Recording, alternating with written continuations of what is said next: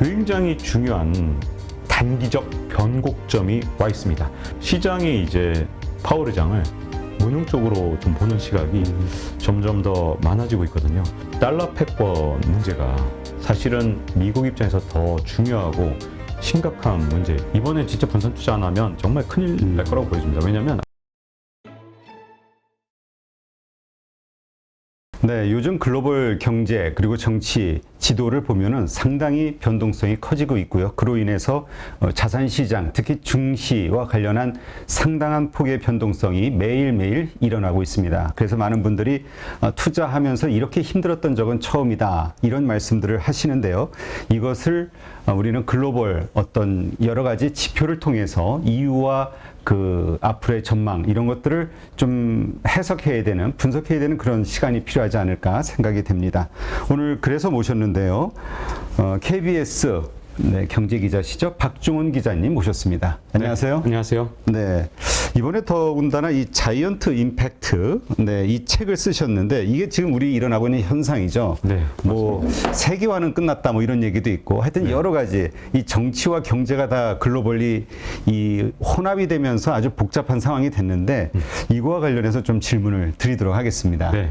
일단 버블이 많이 꺼졌다 이런 얘기 하고 있는데 일단은 우리 이 시장이 코로나라는 어떤 현상을 통해서 일단 폭발적으로 그 상승했던 이유, 그러니까 버블이 꼈던 이유가 무엇인가서부터 한번 봐야지 우리가 좀 그 뭐라 그럴까요? 결과물을 그러니까 그 해결책을 좀 찾는 게 쉬워지지 않을까 싶어요. 네. 사실 지금까지 이 자산 가격이 한 30여 년에 걸쳐서 끝없이 상승하는 현상을 우리가 목격했거든요. 그래서 많은 분들이 최근 들어서 등장하신 분들 보면 이 증시 전문가분들이 보통 이런 얘기를 하죠. 30년 투자를 해라. 그러면 무조건 주식에 묻어두면 큰 돈이 될 것이다. 라는 주장을 최근 들어서 하기 시작했는데 그게 자산 가격이 최근 30년 동안 아주 큰 폭으로 올라왔기 때문에 가능했던 건데요. 여기에 아주 강력한 비밀이 하나 숨겨 있습니다. 그게 바로 이 그동안 세계화라는 걸 통해서 전 세계가 하나로 되면서 엄청나게 이 인플레이션 압력이 낮아진 상태, 이 상태가 유지됐고요.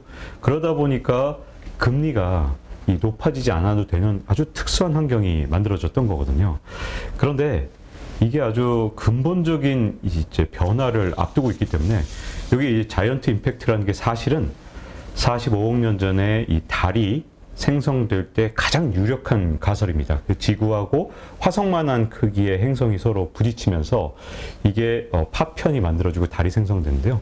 그 정도로 거대한 충격이 지금 현재 우리 앞에 와 있고 이제 자산 가격을 평가하는 수단, 그건 결국 돈이잖아요. 그렇죠. 돈의 값부터 시작해서 인플레이션 자체가 아예 근본적인 개념 자체가 바뀌어가기 때문에 우리는 그동안 경제가 항상 이렇게 순환해 왔다고 믿어왔지만 그건 30년 동안 우리가 겪었던 그 경험에 의해서 그런 거거든요. 보통 우리가 사회생활하는 게 30년 아닙니까? 그렇죠. 그래서 30년 동안 모든 어떤 일이 이렇게 지속이 되다 보면 영원히 계속된다고 착각하는 경향이 되게 큰데 사실은 세계화가 가져왔던 게 바로 그런 결과라고 보여지고요. 이제는 우리가 믿어왔던 과거의 그 풍요로웠던 시대 그리고 값싸게 어떤 물건이든 이렇게 살 수 있었던 그런 시대가 끝나고 돈값이 정말 싸서 얼마든지 자금을 조달할 수 있던 그런 시대와의 결별 그리고 새로운 시대가 패러다임의 변화가 온다고 볼 수 있습니다. 사실은 그동안 우리 디플레이션을 걱정하는 사회였었잖아요. 네. 근데 이제는 인플레이션이 상시화될 것이다. 뭐 이렇게 보시는 분들도 있더라고요. 제가 아마 2년 전쯤에 8.15 머니톡에 와서 인플레이션 얘기를 처음 꺼냈을 때는 저도 기억나는데 그때 좋지 않은 댓글도 많이 달렸습니다. 연준 의장이 인플레이션이 안 온다고 했는데 무슨 인플레이션이냐. 근데 그때도 말씀드렸던 것처럼 사실은 이 세계 경제가 아주 근본적인 변화를 갖고 있거든요. 그 원인을 사실은 그동안 해석을 할 때 이렇게 물가가 지속적으로 낮아진 현상을 보통 보면 야, 이렇게 성장률이 떨어지고 고령화가 되고 이런 데서 원인을 찾다 보니까 그리고 기술 혁신이 계속 일어나잖아. 로봇으로 그렇지. 계속 다 바뀌어가니까 이 디플레이션은 영원히 계속되고 나중 가면 아예 물가가 해마다 떨어지는 게 고착화될 거야 라고 했었고요. 이게 그동안 자산 가격 상승의 아주 큰 비밀이었거든요. 왜냐하면 물가가 안 오르면 연준 입장에서 가장 골치 아픈 게 물가거든요. 그렇죠. 물가가 튀어오르면 어쩔 수 없이 금리를 끌어올려야 되고요. 경기가 과열되는 걸 막기 위해서 선제적으로 금리를 보통은 올려왔거든요. 그래서 1990년까지만 하더라도 정말 특이한 게 주가가 한번 올랐다 그러면 아주 작게 이렇게 올랐다가 금방 또 불황이 옵니다. 그 이유가 뭐냐면 혹시라도 경기가 과열될까 봐 연준이 자주 금리를 올리기도 했고요. 또 한 가지 문제점은 그렇게 한번 경제 위기가 오거나 경기 침체가 왔을 때 옛날에 1990년 이전에 물가가 걸핏하면 올랐던 시절에는 어떤 문제가 있었냐. 경기 침체가 왔다고 해도 돈을 쉽게 못 풉니다. 네. 왜냐하면 돈을 푸는 순간 경제는 살아나지 않고 오히려 물가만 자극하게 되는 수가 생기거든요. 자, 그러면 경제 못 살린 상태에서 물가만 자극하니까 이게 너무 위험해서 돈을 풀 때도 소심하게 진짜 찔끔찔끔 풀었다 해도 과언이 아닌데 이제 인플레이션에 대한 걱정이 없다 보니까 마음껏 돈을 풀었던 거죠. 근데 인플레이션은 안타깝게도 이게 그냥 단순하게 뭐 예를 들어 생산성이 높아졌거나 고령화 때문에 일어난 게 아니라 가장 큰 원인이 인플레이션이 사라졌던 가장 큰 원인은 사실은 세계화 때문이었던 거죠. 세계화라는 게 뭐냐면 결국 어떤 힘을 갖고 있냐. 전 세계에 자본의 국경이 없었잖아요. 네. 국경에 관계없이 막 돈이 옮겨 다닙니다. 그리고 노동도 그냥 그 나라 노동이 싸기만 하면 막 투자할 수 있잖아요. 우리가 한 30년 전만 해도 중국을 중공이라고 부르면서 중국에 투자한다는 게 가능했을까요? 아, 그때는 뭐, 때려잡자 공산당. 네. 뭐 이런 얘기 나올 텐데. 그런데 언제부턴가 중국에 투자하고 베트남에도 투자하고 이런 시대로 바뀐 거잖아요. 그러니까 자본이 싸기만 하면 어떤 나라 자본이든 끌어다 쓰면서 가장 노동이 값싼 나라에 공장을 짓고 그리고 가장 원자재가 싼 나라에 원자재를 동원해서 예를 들어 지금 원자재 가장 싼 나라 중에 한 나라인 대표적인 나라가 카자흐스탄인데 네. 여기에 엑슨모빌 같은 미국 회사가 한 2006년에 여기서 원유를 개발하고 이런 것들이 가능해진 거잖아요. 네. 그래서 예전에는 있을 수 없었던 정말 값싼 자본과 값싼 노동과 값싼 원자재의 결합이 가능해지면서 그동안 계속해서 물가가 낮아지는 기적 같은 일이 일어났지만 이제 많은 분들이 이제 다 깨닫고 있잖아요. 아, 이제 세계화가 끝났구나. 그동안 물가를 끌어내렸던 세계화가 끝나면 어떤 문제가 생기느냐. 이제는 연준이 돈을 푼다. 그러면 경제를 살리는 것보다 더 먼저 뭐부터 움직이느냐면 물가부터 튀어오릅니다. 그래서 이게 섣불리 돈을 푸는 게 불가능하다 보니까 어떤 문제가 생기느냐. 예전에 경제 위기만 오면 V자 반등을 30년 동안 해왔어요. 근데 이제는 그렇게 쉽게 반등하지 못하는 상황들이 펼쳐질 수밖에 없는 상황이죠. 사실 그 세계화라는 것을 통해서 뭐라 그럴까요? 그러니까 경제적 논리로 모든 것들이 만들어지다 보니까 우리가 정말 값싸게 어떤 그 물질을 공유할 수 있었잖아요. 향유할 수 있었잖아요. 그런데 이제 이게 막 블록화되고 뭐 여러 가지 뭐 패권 관련한 이슈들이 벌어지면서 이게 이제 어려워졌다. 그래서 이제 일본도 사실 디플레이션의 대명사인데 이제는 인플레이션을 걱정해야 된다. 뭐 이런 얘기를 하셨는데 이게 실제적으로 가능한 얘기인가요? 네, 지금 현재 일본 같은 경우에 아주 특이한 현상이 나타나고 있는데요. 일본의 기업 물가 지수 같은 경우는 9.5%나 올랐습니다. 전달 같은 경우. 근데 문제점은 이게 소비자 물가는 한 3%밖에 아직 안 올랐어요. 일본에서는 어떤 문제가 있냐면 이 쉽게 소비자 물가를 못 올립니다. 기업들이 그동안 40년 가까이 정말 물가가 하나도 안 오르다 보니까 물건값을 올리는 기업들 굉장히 부도덕하고 나쁜 기업으로 이렇게 남거든요. 그러다 보니까 진짜 물건값을 안 올리고 하는데도 지금 3%나 오른 겁니다. 그러다 보니 일본의 국민과자라고 해서 우마이본 같은 경우는 뭐 한 40년 정도를 이 우마이본 가격을 10엔으로 고정시켜서 40년 가격이 변동이 없어요? 그렇죠. 100원 정도에 팔고 있었던 건데 이걸 갑자기 12엔으로 올렸거든요. 그 이유가 뭐냐면 이제 정말 견디다가 정말 엄청나게 기업들이 이제 원가 부담을 갖다 보니까 물가를 올리기 시작한 거거든요. 문제점은 이제 내년 되고 내후년 돼서 이 원가 부담이 계속되면 일본의 물가도 결국 들썩거릴 수밖에 없는데 야, 근데 우리나라는 뭐 한 5, 6% 정도 물가가 오르는데, 그리고 미국은 8에서 한 9% 왔다 갔다 하잖아요.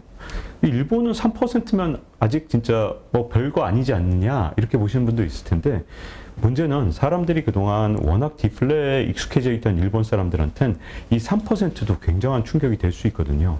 더군다나 이제 기업들이 지금 떠안고 있는 비용들이 앞으로 전가되면 더욱더 큰 문제고요. 가장 큰 문제는 일본이란 나라는 물가가 올랐을 때 쓸 수 있는 수단이 거의 없다는 겁니다. 왜냐하면 우리나라만 해도 물가가 이렇게 오르니까 한국은행에서 그동안 금융통화위원회 열 때마다 계속해서 기준금리를 올려왔죠. 그래서 물가가 오르면 이렇게 어쨌든 수단을 쓸 수 있는데, 일본 같은 경우는 지금 기준금리를 올린다는 건 정말 굉장히 어려운 일입니다. 왜냐하면 일본이란 나라는 그동안 쌓여있는 부채가 워낙 많다 보니까 일본 정부가 한 해 예산이 있으면 이 가운데 4분의 1을 일본 국채 원리금을 갖는데 지금 쓰고 있어요. 만기가 돌아오면 이거 갚아 나가야 되는 이 과정인데, 이쯤 되면 일본의 이 국가 예산이 100원이다 그러면 25원을 지금 빚값에 쓰는 상황인데, 여기에 금리가 조금만 튀어 오르기 시작하면 일본 정부가 감당하기 정말 어렵거든요. 그렇기 때문에 지금 일본이란 나라가 갖고 있는 그 문제점은 인플레에 대항할 수 있는 수단이 굉장히 없기 때문에 지금 3%라도 잠재적 위협은 결코 뭐 미국이나 우리나라에 못지않은 부분이 있다는 거죠. 사실 지금 미국은 금리를 올리고 다른 나라들은 사실 뭐 내리고 있는 경우들이, 일본도 뭐 그런 케이스고, 그 다음에 중국 같은 경우도 오히려 금리 인하라든가 유동성을 공급하는, 그러니까 정반대의 포지션들을 취하고 있잖아요. 네. 이러한 것들이 결국 뭔가 어떤 위기 상황을 만드는 거 아니냐, 그 나라 혹은 더 나아가서 그 블록 지역이나 세계 경제, 이런 의견들도 있거든요. 지금 이제 미국이 지금 나홀로 아주 빠른 속도로 금리를 인상하면서 지금 세계 시장이 다 흔들리고 있잖아요. 영국 같은 경우는 트러스 전 총리가 감세안 내놨다가 영국의 국채 시장이 완전히 뿌리채 흔들리는 그렇죠. 일이 일어났습니다. 우리나라도 지금 현재 레고랜드 사태 이후로 지금 회사채 시장이라든가 좀 심상치 않은 모습들이 잡히고 있는데, 이 근본 원인을 좀 따져보면, 물론 이제 정치인들의 뭐 실언이나 실정 같은 것이 있을 수도 있지만, 더 밑바닥에 깔려 있는 것은 결국은 뭐냐, 미국이란 나라가 워낙 빠른 속도로 지금 현재 금리를 끌어올렸기 때문이거든요. 그런데 지금 현재 전 세계적으로 이 부작용이 돌고 돌아서 다시 미국을 강타하는 상황이 왔습니다. 그래서 지금 굉장히 중요한 단기적 변곡점이 와 있습니다. 제가 이제 오늘은 나무와 숲을 다 말씀드리려고 하는데, 이 나무 부분을 먼저 말씀드리면, 금리 부분에 있어서 미국이 나홀로 금리 인상하는데 아주 치명적인 약점과 문제점이 하나 생겼거든요. 가장 전통적인 우방이라고 할 수 있는 일본이 사실상 미국 금융시장에 역공을 했다 해도 과언이 아닌 게 최근 1, 2주 동안 일어난 상황입니다. 자, 일본의 엔화 가치가 지금 날이면 날마다 떨어지는 거 아마 많이들 알고 계실 거예요. 일본의 엔화 가치는 지금 뭐 진짜 뭐 거의 30여 년 만에 최저치까지 떨어졌습니다. 일본 은행이 그동안 가만히 있다가 이제 더 이상 못 참았는지 시장에 개입을 시작한 거예요. 그래서 엔화 가치를 인위적으로 끌어올리고 있거든요. 그러려면 시장에 달러를 내다 팔아야 됩니다. 그러면 일본 은행 입장에서, 뭐 일본 정부 입장에서 이 달러가 필요하잖아요. 이 달러를 뭘로 마련하고 있을까요? 이게 굉장히 중요한 부분입니다. 바로 일본이 가장 많이 갖고 있다는 바로 미국의 국채를 시장에 내다 팔고 있는 거죠. 이게 최근 2, 3주 정도? 요 정도 된 건데, 이 시장에 개입해서 엔화 가치를 인위적으로 끌어내릴 때 실탄을 미국 국채로 마련하는데, 제가 보기엔 약간 의도적인 것 같아요. 이걸 서서히 팔면 미국 국채 시장까지 흔들지는 않거든요. 그런데 일부러 좀 과격할 정도로 빠르게 국채를 팔고 있습니다. 사실 그 미중 패권 전쟁, 무역 전쟁이 벌어졌을 때 그 중국이 가지고 있는 미국 국채를 그런 식으로 파는 거 아니야? 네. 그게 중국의 공격 수단 아니야? 이런 얘기가 있었잖아요. 맞습니다. 미국을 공격 빠뜨리는. 네. 근데 이번에 일본이 그러는 거군요. 네, 중국은 이미 일찌감치 그러고 있었고요. 이게 문제점은 뭐냐면, 미국 국채를 사주는 3대 주체가 있습니다. 가장 미국 국채를 많이 갖고 있는 건 연준이죠. 연준이 양적 완화해서 엄청나게 많은 미국 국채를 갖고 있는데, 지금 9월 달부터 연준이 갖고 있는 미국 국채를 오히려 시장에 지금 현재 내다 파는 형국이 됐잖아요. 그러다 보니까 일단 미국 국채를 사주던 가장 강력한 주체 하나가 일단 사라진 거죠. 연준이라는 이 주체 자체가. 그리고 두 번째 주체가 원래는 중국이었는데 이 중국이란 나라가 이제는 뭐 때만 되면 지금 미국 국채를 점점 줄여나가고 있었어요. 이거는 이제 기본값이었는데 갑자기 최근에 2주 정도 일본마저도 미국 국채를 팔아버리니까 시장에 뚜렷하게 미국 국채를 사줄 이 세력 자체가 거의 사라진 겁니다. 그러다 보니 국채 시장이 완전히 요동치게 됐고요. 이걸 옐런 재무부 장관도 걱정을 했는지 뉴욕 가서 한마디 했더라고요. 아, 이 국채 시장 이거 안정시켜야 되는데 뭐 이런 취지로 한번 말했거든요. 요게 사실은 신호탄이 되면서 사실은 이제 미국 정치권, 민주당 같은 데서도 아이고 금리 너무 빨리 올리는 거 아니야? 그만 좀 작작 올려 이런 느낌으로 계속 지금 발언을 쏟아내고 있고 묘하게 FOMC 구성원이라든가 아니면 각 여는 총재들도 살짝 내비치는 게 뭔가 금리를 더 이렇게 빠르게 끌어올리는 건 좀 못하겠다 이런 느낌으로 지금 말하고 있다. 그러니까 우리 11월 FOMC 회의 전에 그 블랙아웃 기간 들어가기 바로 전날 마지막 연준 위원이 우리 그 속도 조절에 대한 기대감이 생길 수 있게 그게 또 사실 미국 시장을 지금 긍정적으로 올려주는 역할을 하는 거죠. 맞습니다. 그게 바로 나무라고 보여지고요. 지금 이제 나홀로 미국이 금리 인상하던 것은 제가 보기에는 어쨌든 지금까지 알려진 속도보다는 조금 둔화될 가능성이 좀 생겼고 그게 시장의 긍정적인 신호를 적어도 10월 하순부터 한 11월 초까지는 조금 끌고 갈 수도 있는 그런 상황이 현재의 묘한 어떤 동맹국 간에도 지금 이제 일단 나부터 살아야 되니까 그러니까 지금 너무 급한 거죠. 그 다른 나라들이 가지고 있는 불만이 미국 니네만 잘 살, 그러니까 아메리카 포스트라지만 너네가 그렇게 하니까 우리는 더 힘들잖아 이거잖아요 불만들. 맞습니다. 근데 이제는 이게 진짜 지구가 하나로 연결돼 있다 보니까 이렇게 미국이 혼자 일방적으로 하던데 균열이 좀 생겼다고 보여지고요. 사실은 이제 숲을 이제 말씀드려야 될 것 같은데요. 아마 단기적으로는 그래서 어떤 방식이든 초단기적으로 봤을 때는 어쨌든 이제 금리가 이제 미국의 연준도 분명히 이제 뭐 한때는 연리 5.5%까지 올릴 것이다 이런 전망까지 사실 과격한 쪽에선 전망을 했었거든요. 아마 그거보다는 지금 못 올리는 쪽으로 점점 더 가게 되겠지만 문제는 자, 미국의 연준이 지금 현재 끌어올리는 건 기준금리입니다. 이건 초단기 금리, 오버나잇 금리 중심으로 하는 건데 오버나잇 금리 이런 어떤 초단기 금리를 통해서 미국 금융시장의 모든 채권이 가격이 일종의 이런 거죠. 기간에 따라 이 초단기부터 했을 때 금리를 놓고 보면 점점 이렇게 보통은 올라가는 구조잖아요. 지금 뭐 역전되기도 했지만 근데 이제 전체적으로 이제 평소에는 이렇게 점점 기간에 따라 오버나잇, 뭐 일주일물, 뭐 2주물 이런 식으로 점점 늘어나서 10년물, 30년물 이렇게 가면서 금리가 평상시에는 이렇게 올라가는 구조로 돼 있고 연준에서 조정하는 건 이 초단기 금리를 통해서 전체 시장을 내렸다 올렸다 하는 걸 유도하도록 노력하는 거죠. 그런데 문제점은 미국의 금융시장에 현재 큰 문제가 생긴 게 예전하고 금융시장이 아주 크게 달라졌다는 거예요. 이렇게 그동안 전 세계적으로 지난 30여 년 동안 금리가 점점점 낮아져 왔거든요. 미국의 10년 만기 국채 금리를 보면 아주 특이한 현상이 있는데 1980년대 초반만 해도 이 금리가 연리 15%가 넘었습니다. 우리 이제 응답하라 1988. 그렇죠. 네, 거기에 유명한 대사가 있잖아요. 여보, 은행 금리가 글쎄 15%로 내렸대. 이제 누가 예금하겠어. 그러니까 아유 어떤 바보가 거기다 예금을 해 15%라니 말도 안 돼. 이런 이 대사가 나올 때 우리가 보면서 굉장히 놀랐었잖아요. 사실 그때 우리나라 대한민국만 금리가 높았던 게 아니라 전 세계적으로 금리가 아주 높았어요. 미국의 10년 만기 국채 가장 안전자산 중에 하나인데 이게 금리가 15%가 고리대금업이 아닌데 연리 15%가 넘던 시절이 있었는데요. 그게 지금 0.5까지도 내려왔었죠. 2020년에 0.54까지 내려오는 거를 보고 저도 진짜 충격을 먹었었어요. 야, 금리가 거의 30여 년 동안 30분의 1토막이 났구나. 여러분 이 금리가 낮아진다는 게 진짜 엄청난 겁니다. 자산을 갖고 계신 분들한테 진짜 완전히 쾌재를 부를 만큼 진짜 좋은 일이거든요. 뭐 그냥 다른 조건이 다 일정하다고 봤을 때 예를 들어서 뭐 한 해 1,000만 원의 임대료를 낼 수 있는 그런 부동산이 5억 원에 거래되고 있었다. 그런데 다른 조건이 다 일정한 상태에서 금리가 반토막이 나면 이게 10억 원에도 거래될 수 있는 거거든요.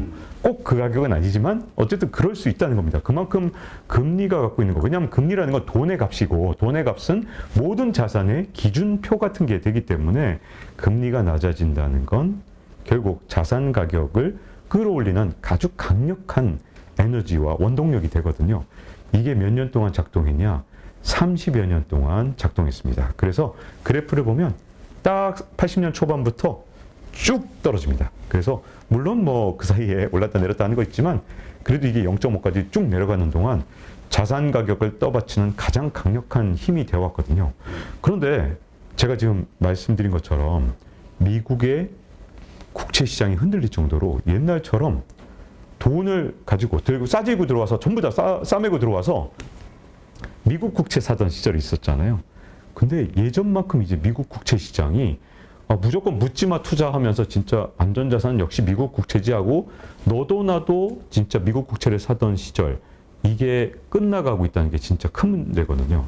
이게 금융시장에서 돈의 값, 이 돈의 값이 바뀌게 되면 모든 자산이 이제 다시 과거에 30년 동안 유지했던 그 에너지가 이제 역작용을 할 가능성이 있는데 문제점이 있습니다. 뭐냐면 그러면 그동안 미국 국채는 왜 이렇게 끊임없이 내려가기만 했느냐.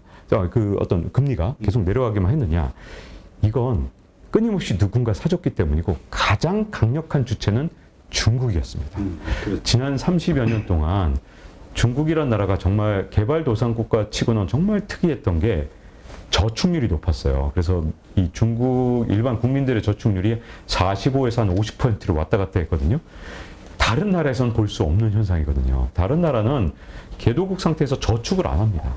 근데 이 중국이라는 나라는 여러 가지 특수성이 있었어요. 뭐 부동산 값이라든가 사회보장제도에 아주 특이한 점이 있었기 때문에 너도 나도 저축을 했고 이 저축 때문에 그동안 경상수지가 엄청나게 쌓이면서 이렇게 쌓였던 달러로 뭘 샀느냐. 전 세계 선진국의 채권을 사준 거죠. 그게 뭐 회사채도 있고 국채도 있는데 특히 미국 국채도 많이 사주고 그러다 보니까 미국 금융시장에 항상 돈이 풍부하게 남아 돌면서 항상 돈도 결국은 수요와 공급이잖아요. 그렇죠. 돈의 공급이 많다.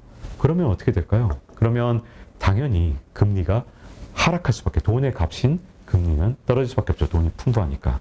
그래서 그동안 30년 동안 유지해 왔는데 이제 크게 두 가지가 바뀌었습니다. 중국이라 하더라도 이제 경상수지를 계속 쌓는 그런 구조가 이제 무너져 가고 있다.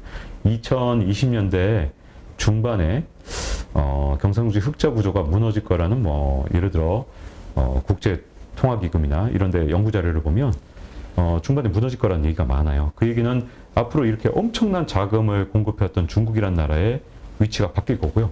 또 하나 문제점은 앞서서도 대표님께서 말씀하셨지만 이제 중국이 무작정 미국 국채를 사주던 시대가 끝난 거잖아요. 그렇죠. 자, 그러니까 이제 미국의 금융시장도 지금 국채시장이 예전만큼 수요 기반이 탄탄하지 않다는 겁니다.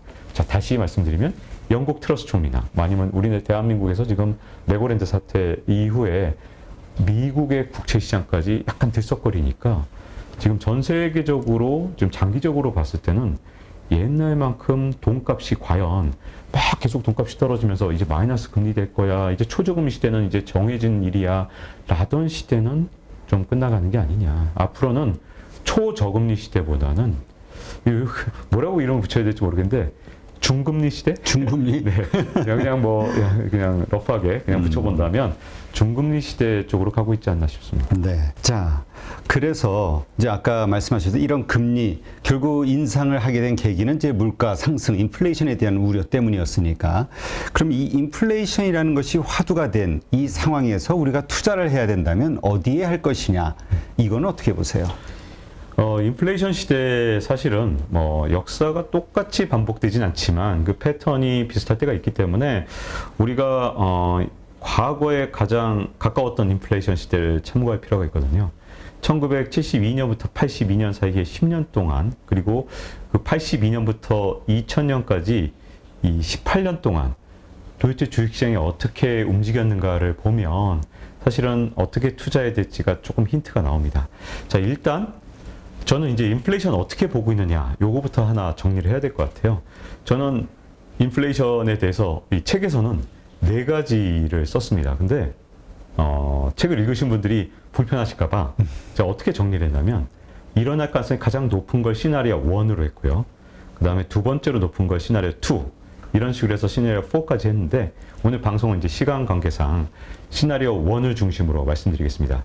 1과 2는 가능성이 굉장히 높고요. 3와 4는 좀 떨어집니다, 많이. 근데 이제 1과 2 중심으로 말씀드리면, 저는 일단 파월 의장에 대해서 이제 8.15 모니터에서 제가 2년 전쯤 나왔을 때 파월 의장을 믿지 마세요라고 한 적이 있습니다. 왜 그러냐면, 그때 파월 의장이 했던 말은 인플레이션은 일시적입니다, 오지 않을 거예요 라고 했을 때 제가 파월 의장을 믿으면 안 됩니다. 왜냐하면 이분의 임기가 2022년 2월까지이기 때문에 자기 임기 연장을 위해서 일단 인플레이션이 없다고 얘기하면 연임을 할 가능성이 커지잖아요. 그리고 돈을 계속 풀면 주식시장이 계속 좋으니까 바이든 대통령 입장에선 유능하고 똘똘하네, 너 연임, 이럴 가능성이 크기 때문에 이분은 돈을 계속 풀면서도 인플레이션이 없다고 말할 가능성이 크고, 이걸 제가 뭐라 그랬냐? 님티라고 이름을 붙였죠. Not in my term. 내 임기만 아니면 돼. 그러니까 내 임기 때만 인플레이션이 안 일어나고 내 임기 때만 주가가 폭락하는 일만 막으면 이 사람 입장에서는 연임이 되기 때문에 믿을 수 없다라고 말씀을 드렸고, 실제로 그렇게 행동을 해서 실제로 인플레이션이 왔습니다. 네. 자, 그러면 지금 현재 파월은 믿을 만한가? 저는 마찬가지로 믿기가 어렵다고 봅니다. 자, 파월이 지금 최근까지 얘기했던 게 뭐냐? 인플레를 확실하게 잡을 때까지 금리를 끌어올릴 것이다. 그리고 인플레가 정말 잡혔다는 걸 확실하게 확인사살할 때까지 고금리를 유지할 것이다. 이 2가지를 계속 큰 소리를 쳤어요. 근데 이미 시장에서 안 믿기 시작했죠. 제가 그것도 이제 틀릴 거라고, 사실 다른 방송에서는 이미 여름부터 파월 의장의 이 말은 또 거짓말이 될 것이다. 이분은 정치권에 의해서 흔들리고, 그 다음에 귀가 좀 얇으시기 때문에 그 방향 아닙니다. 그럼 또 옮겨오실 거라고 했는데, 벌써 10월 중순에 실제로 시장에서는 피벗 얘기가 나오면서 그렇죠. 파월 의장이 조기에 금리 인상을 그만두고, 혹시 금리 인상 그 고금리 기간도 짧을 수도 있다, 이 얘기가 벌써 나오고 있잖아요. 자, 이제 이런 상황까지 온 상황, 저는 앞으로 인플레이션 시나리오를 뭘로 보냐? 시나리오 1번은 뭐냐면, 인플레이션이 잡힐 듯 하다가 다시 되살아나는 시나리오입니다. 만약에 진짜 파월 의장이 약속을 지켰다면 저는 이번에 인플레를 완전히 잡을 수 있었을 거라고 봅니다. 그리고 굉장히 크게 봤을 때는 한 10년, 20년 놓고 봤을 때는 고통이 훨씬 더 작고, 대신 일시적으로 1, 2년 동안의 고통은 굉장히 큰 방법이 인플레를 확실하게 잡는 방법이었거든요. 근데 그 길을 저는 파월 의장이 반드시 포기한 쪽으로 갈 것이다. 그리고 그 이유 중에 하나가 이제 미국의 중간선거. 거기다가 또 하나 문제점은 바이든 대통령의 지금 현재 재선, 또는 바이든 대통령이 안 나오더라도 민주당이 승리하는데 파월 의장 입장에서는 자기를 연임시킨 쪽을 지금 눈치를 보고 있습니다. 더군다나 브레이너드 부의장까지 여기 있기 때문에, 브레이너드 같은 경우는 아예 대놓고 친민주당 성향을 갖고 있잖아요. 네. 그러니까 파월 의장 혼자서 결정하는 것도 아니고 하기 때문에, 제가 보기에는 인플레이션을 완전히 잡기 전에 결국은 완화 정책을 쓰다 보면 인플레를 잡았다고 생각했다가 다시 튀어나오고, 일종의 꺼진 불도 다시 보자, 뭐 이런 정도라고 저는 생각하거든요. 자, 그렇게 되면 자, 이제 어느 시대가 다시 반복될 가능성이 있냐면 1972년부터 82년입니다. 그때도 그래프를 보면 인플레이션이 1972년에 산 하나가 있어요. 근데 그때도 그 당시에 연준 의장 아서번즈 의장이, 그때도 뭐 아서번즈 의장이 처음부터 돈을 푼 게 아니었어요. 처음에는 인플레를 잡으려고 했죠. 그래서 금리도 끌어올리고 다 했습니다. 근데 악소리가 났거든요. 그렇죠. 그러니까 이분이 그만 마음 약하게 돈을 푸니, 거기서 좀 잠복돼 있다가 또 1, 2년 뒤에 인플레이션이 살아나면서 74년, 75년이 또 살아났거든요. 근데 첫 번째 인플레이션보다 두 번째 인플레이션이 훨씬 높아집니다. 그렇죠. 여기다가 대선 이런 것들이 자꾸 껴있으니까 그거 눈치보다 그런 거예요. 그러니까 일단 인플레이션이 오면 일단 연준 의장은, 그리고 또 그 당시에 아서번즈가 이끄는 연준은 당연히 금리 끌어올리고 긴축 다 하지만, 경기 침체 오고 악소리 나면, 그리고 정치가 딱 여기에 관여하기 시작하면 다시 돈을 풀고 그게 또 세 번째 인플레이션을 만들어냅니다. 그래서 세 번째 산이 제일 높아요. 그래서 세 번째 산은 물가가 14.8%까지 올랐거든요. 최근 들어서 미국이 전년 대비 물가 상승률이 14.8%나 오른 건 그게 최근에 가장 높은데, 이번에 첫 번째 산은 그때 70년대 산보다 더 지금 현재 높은 상태거든요. 그렇죠.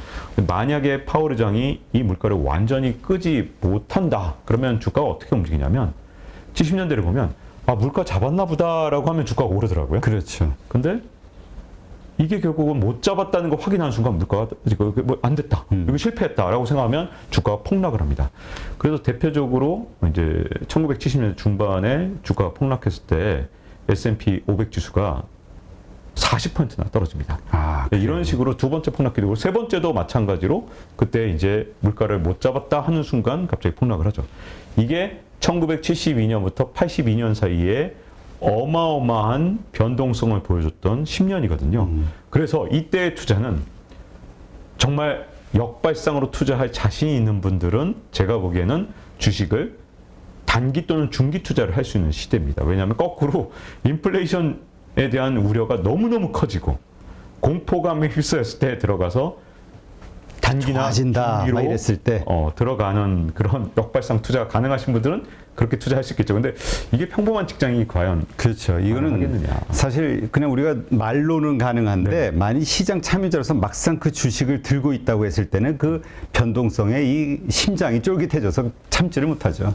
99% 잘 안 됩니다. 그러니까. 근데 말씀하신 것처럼 아서번즈 때의 그 히스토리가 있잖아요. 네. 그렇기 때문에 이번 연준에서는 과거에 그런 데이터가 있었기 때문에 말씀하신 대로 쉽게 정책을 피벗을 쉽게 하지 못한다.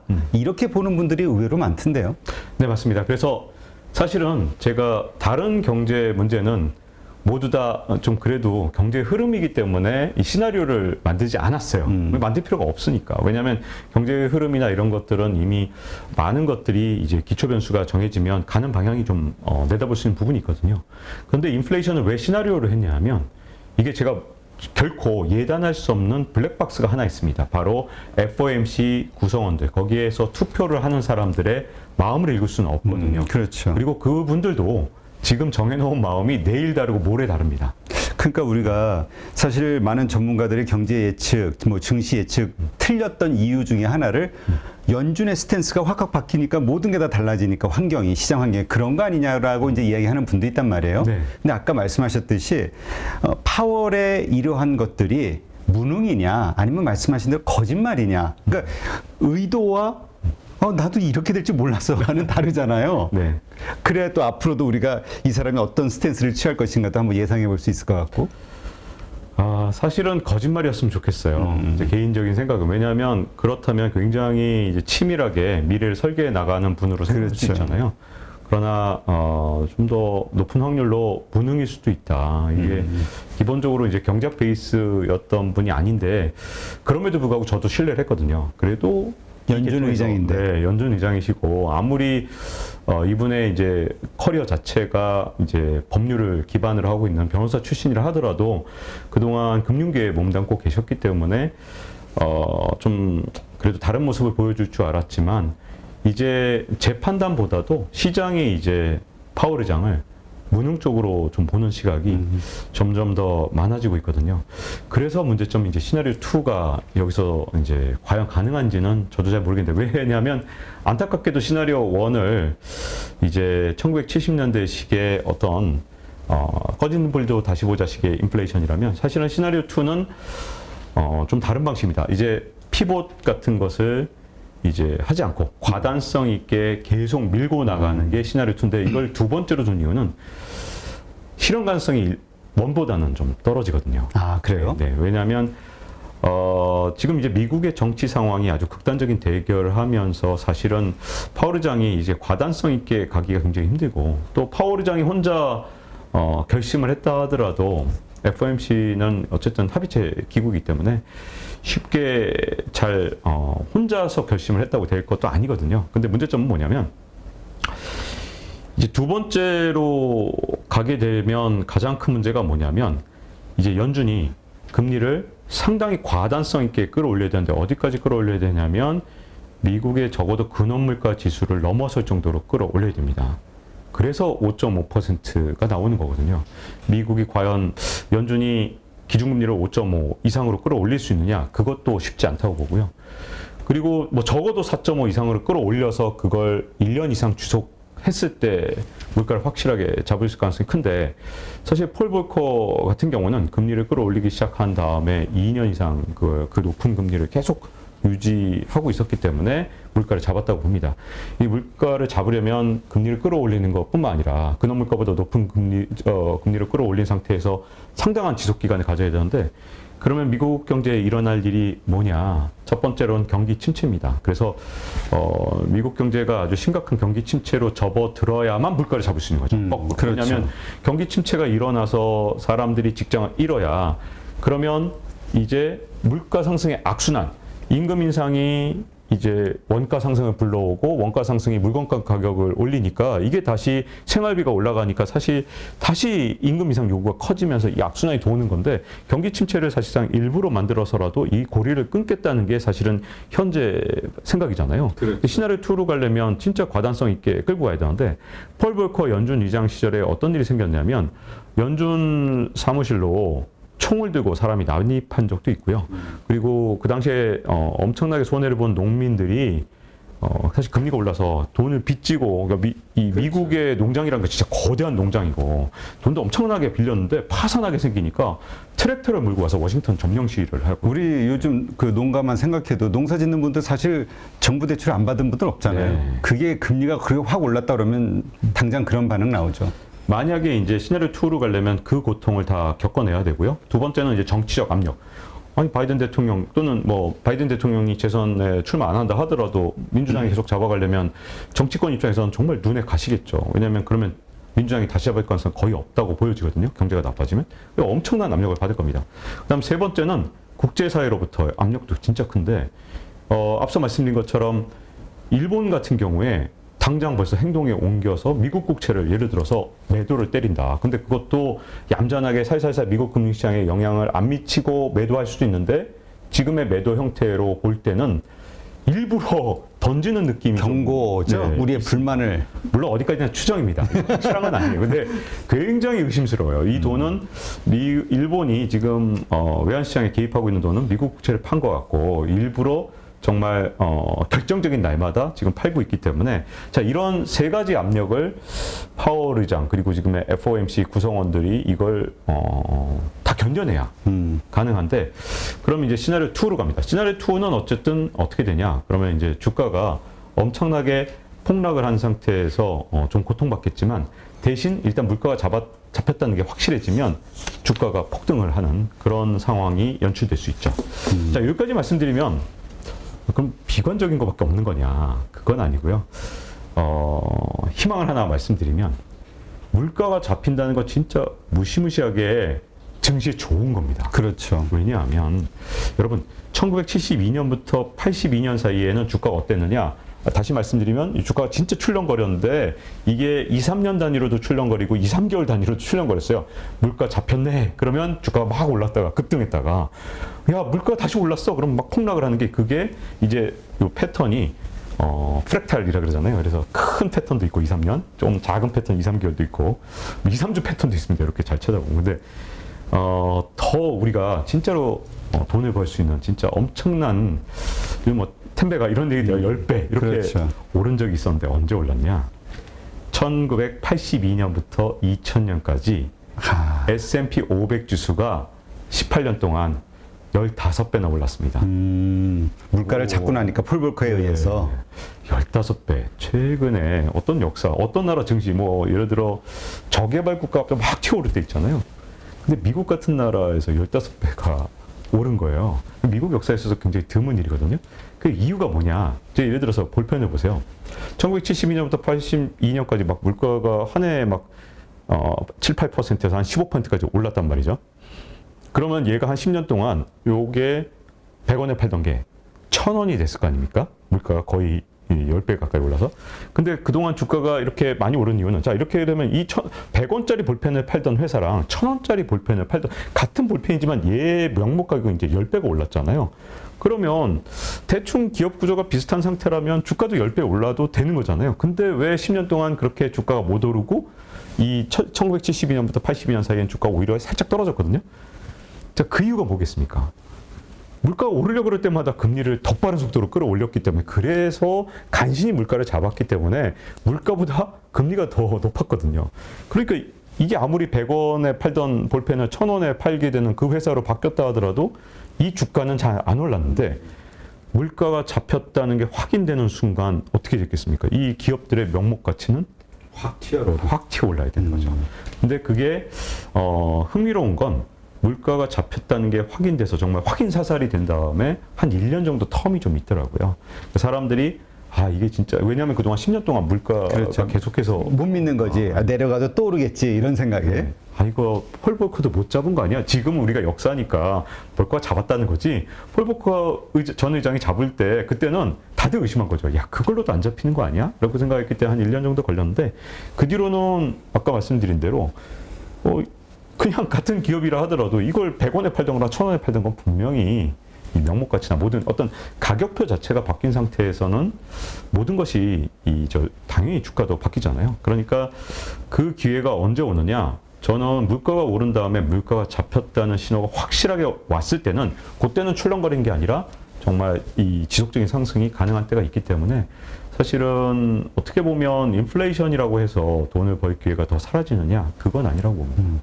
그러니까 지금 말씀하신 그 인플레이션이 확 꺾이는 지표, 그러니까 완전히 꺾여졌을 때가 아니라 사실 그 꺾여진다라는 그 믿음을 줄 수 있는 지표가 나왔을 때잖아요. 그 네. 지표가 뭐라고 보세요? 저는 그래서 기대 인플레이션을 굉장히 중요하게 보고요. 그래서 아마 제가 여기 나왔을 때도 한 작년쯤에 그 말씀을 드렸던 것 같은데, 항상 기대 인플레이션을 봅니다. 그래서 지금은 기대 인플레이션이 올라가는 국면이 좀 있지만, 기대 인플레이션이 꺾이고 그 다음에 좀 시간이 지나면 이젠 정말 사람들이 더 이상 물가가 오를 거라는 기대를 하지 않는구나라는 건데요. 그럼 왜 기대 인플레이션이 중요하냐면요. 인플레이션이라는 건 한번 기대가 생기면 그 자체가 물가를 계속 끌어올리는 그렇죠. 원인이 됩니다. 왜냐하면 사실 노동 문제가 굉장히 심각한데, 항상 보면 이게 일종의 후행적으로 움직이거든요. 집값하고 노동이 가장 큰 문제인데, 뭐냐면 물건값이 오르면 이번에 미국 노동자들은 진짜 엄청나게 손해본 거죠. 왜냐하면 물가는 8% 넘게 오른 상태인데, 미국의 노동자들이 예를 들어서 작년에 계약을 했다. 뭐 노동은 한 3개월이나 1년 단위로 계약을 하잖아요. 그렇죠. 근데 작년에 계약한 사람들은 물가는 8% 올랐는데 나는 작년에 이렇게 오를 줄 몰랐어. 진짜 열받네. 내가 내년에 계약할 때는 이 물가 오른 거에다가 나 그동안 손해본 것까지 해서 나 임금을 12% 올려줘. 라고 하겠죠. 근데 지금 미국의 고용시장이 굉장히 타이트하거든요. 가능하죠. 왜냐면 그렇게 임금을 안 주면 근로자들이 다 그만둘 거 아니에요. 지금 같으면. 그러면 지금 미국의 실업률이 3.5 이 정도에서 왔다 갔다 하는데 거의 완전 고용 상태란 말이죠. 그러니까 이 어떤 일종의 물가라는 건 내년에도 또 오를 거야 라는 공포감 진짜 중요하거든요. 이게 임대료에도 작동되고 원자재에도 내년에 또 오를 거야. 그러면 나 원자재를 미리 올려야지. 안 그러면 나만 손해보겠네. 중간재나 이런 것도 다 그런 게 작동되기 때문에 기대 인플레이션이 어떻게 움직이느냐가 앞으로 인플레이션의 향방을 보는데 굉장히 중요하다고 보여집니다. 네. 우리가 아마 최우선으로 그 지표를 봐야겠군요. 근데 말씀하셨듯이 일본이 가지고 있는 불만을 미국 국채를 팔은 어떤 그런 걸로 우리가 유추해 볼 수 있다면, 사실 우리도 그렇잖아요. 많은 사람들이, 미국을 제외한 다른 나라의 사람들은 미국을 지금 좀 안 좋게 본단 말이에요. 자기네만 살기 위해서 이러는 거 아니냐. 왜냐하면 금리 역전이 됐으니까, 그럼 당연히 우리 같은 이런 신흥국에서는 돈이 빠져나가게 되고 미국으로 들어가게 되면서 다시 한번 우리 1990년대 그런 어떤 외환위기 같은 해외 자산, 이 투자 자산이 다 빠져나가니까 이런 게 다시 오지 않느냐, 이 아시아 쪽에 이런 걱정하는 분들도 있거든요. 이 부분은 어떻게 보세요? 저는 이 미국에서 이렇게 금리를 엄청나게 끌어올리는데, 사실은 첫 번째 목적이 물가를 잡기 위한 것이 물론 가장 중요하고 표면적인 이유지만, 사실은 거기에 숨겨진 이유가 하나 더 있다고 봅니다. 진짜 중요한 이유고, 미국의 국운을 좌우할 정도의 중요한 일이기 때문에 쉽게 포기 못합니다. 왜냐하면 지금 달러 패권 문제가 사실은 미국 입장에서 더 중요하고 심각한 문제에 처해 있거든요. 사실은 아주 최근에 재밌는 연구 보고서가 하나 있었어요. 달러의 조용한 잠식이라는 연구 보고서가 최근에 한번 나온 적이 있었는데 이게 화제가 국제사회에선 됐었습니다. 왜냐하면 최근에 한 20년 동안 외환보유고, 전 세계 외환보유고를 봤더니 달러의 외환보유고가 한 70%대에서 50%를 준 거예요. 뭐냐면 전 세계 중앙은행들의 외환보유고가 4분의 3 정도가 예전에는 달러였는데 이젠 절반 정도로 준 겁니다. 그러면 이대로 계속 가면 또 20년이 지나면 달러의 어떤 외환보유고에서 차지하는 각국의 중앙은행들의 외환보유고에서 차지하는 비중이 예를 들어 이 속도로 줄어들어서 25%가 된다. 4분의 1밖에 안 남는다. 그러면 달러 패권이 어떻게 될까요? 흔들리죠. 수밖에 없죠. 달러 패권을 지금 현재 도전하고 있는 게 일단 어쨌든 중국인데, 물론 뭐 중국이 지금 상대가 된다는 뜻은 아닙니다. 그렇지만 어쨌든 자꾸만 공격해오면 신경 쓰이죠. 아무리 1등하는 국가라도 이게 미국이 철저하게 이걸 대비하고 막아야지, 안 막으면 언젠간 역전이 가능하겠죠. 여기다가 지금 사우디하고 관계가 지금 흔들리죠. 그렇죠. 이 달러 패권을 유지해 주는데 가장 강력한 힘 중에 하나는 페트로 달러 체제. 1970년대에 미국과 사우디가 서로 맺은 협정, 그때 사우디가 원유를 팔 때는 달러로만 팔겠다. 이 협정이 사실은 달러 패권 유지하는데 굉장히 중요했는데 지금 사우디랑 지금 사이가 안 좋아지면서 맨날 싸우잖아요. 그러면서 슬슬 이렇게 빈살만 왕세자가 흘리죠. 월스트리트 저널이나 이런 데랑 하여튼 살짝 흘리는 것 같아요. 위안화를 채택할 수도 있다. 그러면 발칵 뒤집힙니다. 미국 정가나 이런 그렇죠. 거. 위안화 지금 그 위안화로 사는 그 거래소가 상해가 지금 새로 열렸잖아요. 원유 거래소인가 뭐 그런 것들이. 맞습니다. 그런 것들이 지금 사실은 이대로 계속 가면, 물론 당장은 아니겠지만 달러의 조용한 잠식이 계속되고 있기 때문에 미국 입장에서는 이대로 가면 30년 뒤에 패권이 흔들릴 수도 있다. 라고 보는 거죠. 그러니까 철저하게 대비를 하는 거죠. 지금 이제 아직은 뭐 굉장히 강하지만 이대로 두면 안 된다는 거죠. 그래서 그럴 때 가장 달러 패권을 유지하는데 제일 좋은 방법은 달러 품귀를 일으키는 겁니다. 그러니까 자동으로 너도 나도 달러를 사게 만들면 되는 거잖아요. 그렇죠. 그러니까 이걸 달러에 사라 압력을 넣을 필요도 없는 거죠. 달러가 없으면 지금 당장 외환위기가 올 상황이다. 그러면 달러가 그렇게 귀한 몸값이 되면 자동으로 예전처럼 달러를 가지려고 하겠죠. 예를 들어 대표적인 때가 동아시아 외환위기거든요. 그렇죠. 그때도 한번 좀 흔들렸을 때 동아시아 외환위기 오니까 어떻게 됐을까요? 우리가 IMF를 겪은 다음에 어떤 일을 겪었는지 다들 기억하실 거예요. 금모으기 운동하고, 그 다음에 우리 대한민국의 목표는 딱 하나였죠. 그 뒤론. 어떤 일이 있어도 달러를 모아야겠다. 그래서 그렇죠. 달러 외환보유고를 쌓아놓고도 이게 1,000억 달러 모으고도 불안해. 2,000억 달러. 이것도 불안해. 3천억 달러. 계속 쌓아나갔잖아요. 4천억 달러 이런 식으로. 그러니까 3천억, 4천억 이렇게. 그런데도 우리가 지금 외환보유고 부족해라고 생각을 갖게 만든 건 외환위기였거든요. 그래서 사실 거기에서 우리가 그 환율에 대한 자신감을 잃었기 때문에 MSCI 선진국 지수 들어가기 위해서 그 필요한 외환 태환, 그 자유거래 이거를 못하는 거 아니냐. 그런 것도 있을 수 있겠죠. 근데 그런 얘기도 있더라고요. 네, 그런 얘기도 있죠. 근데 중요한 건 어쨌든 그때 이후로 사실은 미국은 정말 신났죠. 왜냐하면 미국 입장에서는 달러를 발행해서 여기서 세뇨리지라고 해서 발권 이익이라는 게 있습니다. 여러분 달러 100달러짜리 하나 찍는데 100원 정도밖에 안 들어요. 그러면 99,900원 남는 거잖아요. 엄청 남는 장사죠. 엄청나게. 제가 한국은행 잠깐 다녔을 때 저희 한국은행 처음에 돈을 주시면서 여러분 이거 만드는데 얼마 들게요? 이게 첫 번째 그 연수원에서 들은 건데, 사실은 달러도 우리는 이제 지금 이제 5만 원권이지만 이제 100달러라 하더라도 뭐 원가는 비슷하거든요. 그러니까 사실은 미국 입장에서 이중으로 굉장히 큰 이익을 얻는데, 그렇게 해서 달러를 수출하고 사실은 미국의 최고의 수출품은 애플, 아이폰이나 이런 게 아니라 달러라니까요. 그게 어마어마한데, 그게 놀라운 건 그렇게 수출한 달러가 다시 국채 형태로 미국으로 돌아오면서 이게 미국 입장에서는 어마어마한 선순환이 이루어진 겁니다. 그래서 미국의 사실은 항상 미국은 이제 저축이 부족한 나라였거든요. 미국 사람들이 이렇게 저축을 많이 하는 사람들이 아니잖아요. 그렇죠. 근데 그 저축을 누가 해줬냐? 동아시아 사람들이 해줬거든요. 우리들이. 그리고 중국과 일본이 해준 겁니다. 그래서 이런 어떤 지금까지의 놀라운 그 미국 사람들이 보기엔 선순환 구조, 이 자체가 사실은 유지돼 왔는데, 지금 미국이 여기에 좀 더 이제 욕심을 내는 거죠. 왜냐하면 그때 경험들, 자꾸만 반복적인 경험들이 뭐냐, 이 선순환 구조를 만들었던 게 외환위기였으니까 당연히 이번에 사실은 금리를 끌어올릴 때 그냥 단순하게 물가를 잡는 목적만이 아니라 저는 거기에 숨은 의도가 달러 패권, 지금 현재 잠식되고 있는 달러를 다시 굉장히 가치 있는 돈으로 만들기 위한 그런 노력을 하고 있고, 그게 동시에 이루어지기 때문에 금시장, 은시장을 미국에서 사실 정부에서 이제 약간 뒤에서 사실 금시장을 박살내고 있잖아요. 이게 왜 그러냐? 달러라는 게 이제 다시 어떤 높은 지위, 예전의 지위를 되찾게 하기 위해서 지금 이 기회를 활용하고 있다고 보여집니다. 자, 그렇다면 지금 다시 이 금리가 우리 뭐 한국만도 좀 차이가 나니까 미국하고 예전과 같은, 이게 이제 우리만의 문제가 아니고 또 다른 나라들도 마찬가지고 전 세계의 문제다 보니까 강달러라는 현상이, 그 어떤 자금 유출, 그로 인한 어떤 신흥국 경제 위기, 이거는 지금 단계에서는 걱정하지 않아도 되는 문제인가요? 저는 앞으로 점점 더 문제가 될 거라고 보여요. 오히려? 네네. 왜냐하면 이제 제가 이제 인플레이션 시나리오 1과 인플레이션 시나리오 2로 나눠봤습니다. 일단 이제 1을 잠깐 이제 다시 한번 거론을 해보자 그러면, 이제 인플레이션이 이제 반복적으로 나타나는 현상이고 꺼진 인플레이션이 다시 되살아나는 현상이잖아요.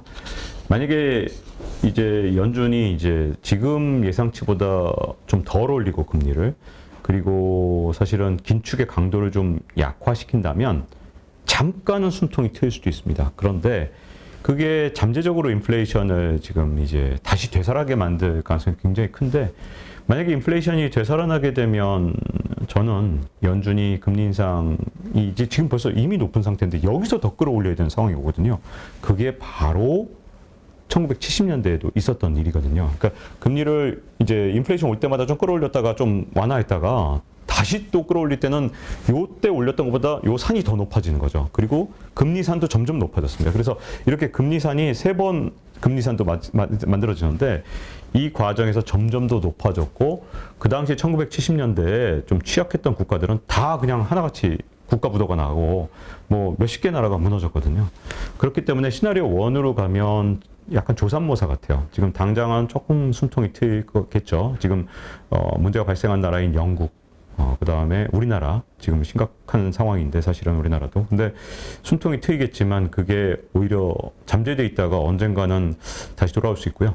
시나리오 2로 가서 정말 확실하게 물가를 잡는 쪽으로 만약에 연준이 갈 경우에는 제가 보기에는 신흥국들이 내년 하반기에 정말 최악의 상황까지 가지 않을까 싶습니다. 그래서 어느 쪽으로 가든 그렇게 신흥국들은 상황이 굉장히 안 좋을 것이다. 어쩔 수 없다. 이렇게 보여집니다. 근데 이제 일각에서는 그러한 현상을 뭐 소위 미국의 양털깎기 한다 뭐 이런 얘기 하잖아요. 네. 그 달러 차, 그걸 통한 그 헐값의 자산 뭐 매입을 한다.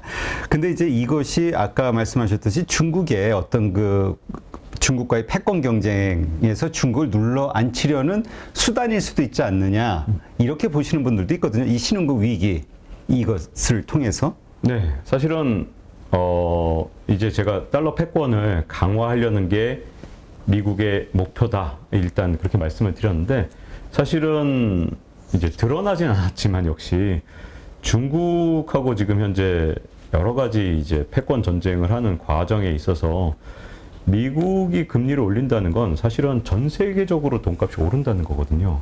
이 와중에 이제 만약에 반대 정책을 쓰게 되면 어떻게 되느냐. 지금 그 정반대 정책을 쓰는 나라들의 현재 상황은 지금 현재 심각하잖아요. 일본 같은 경우, 그다음 중국 같은 경우 계속 시중에 오히려 돈을 풀고 있고 부양책을 쓰고 있는 상황, 그리고 일본도 쉽게 지금 포기하지 않는 상황. 이런 상황이면 자국 통화 가치가 무너지게 됩니다. 그러면 지금 현재 위안 같은 경우는 그래도 중국 정부가 통제를 하고 있고 외환 보유고도 꽤 갖고 있기 때문에 어쨌든 위안화가 지금 현재는 뭐 물론 계속해서 위안화의 평가 절하가 일어나고 있지만 그래도 막는 것처럼 보이지만, 문제점은 그게 어느 임계점에 다다르게 되면 이 중국조차도 견딜 수 없는 지점이 나타날 수 있거든요.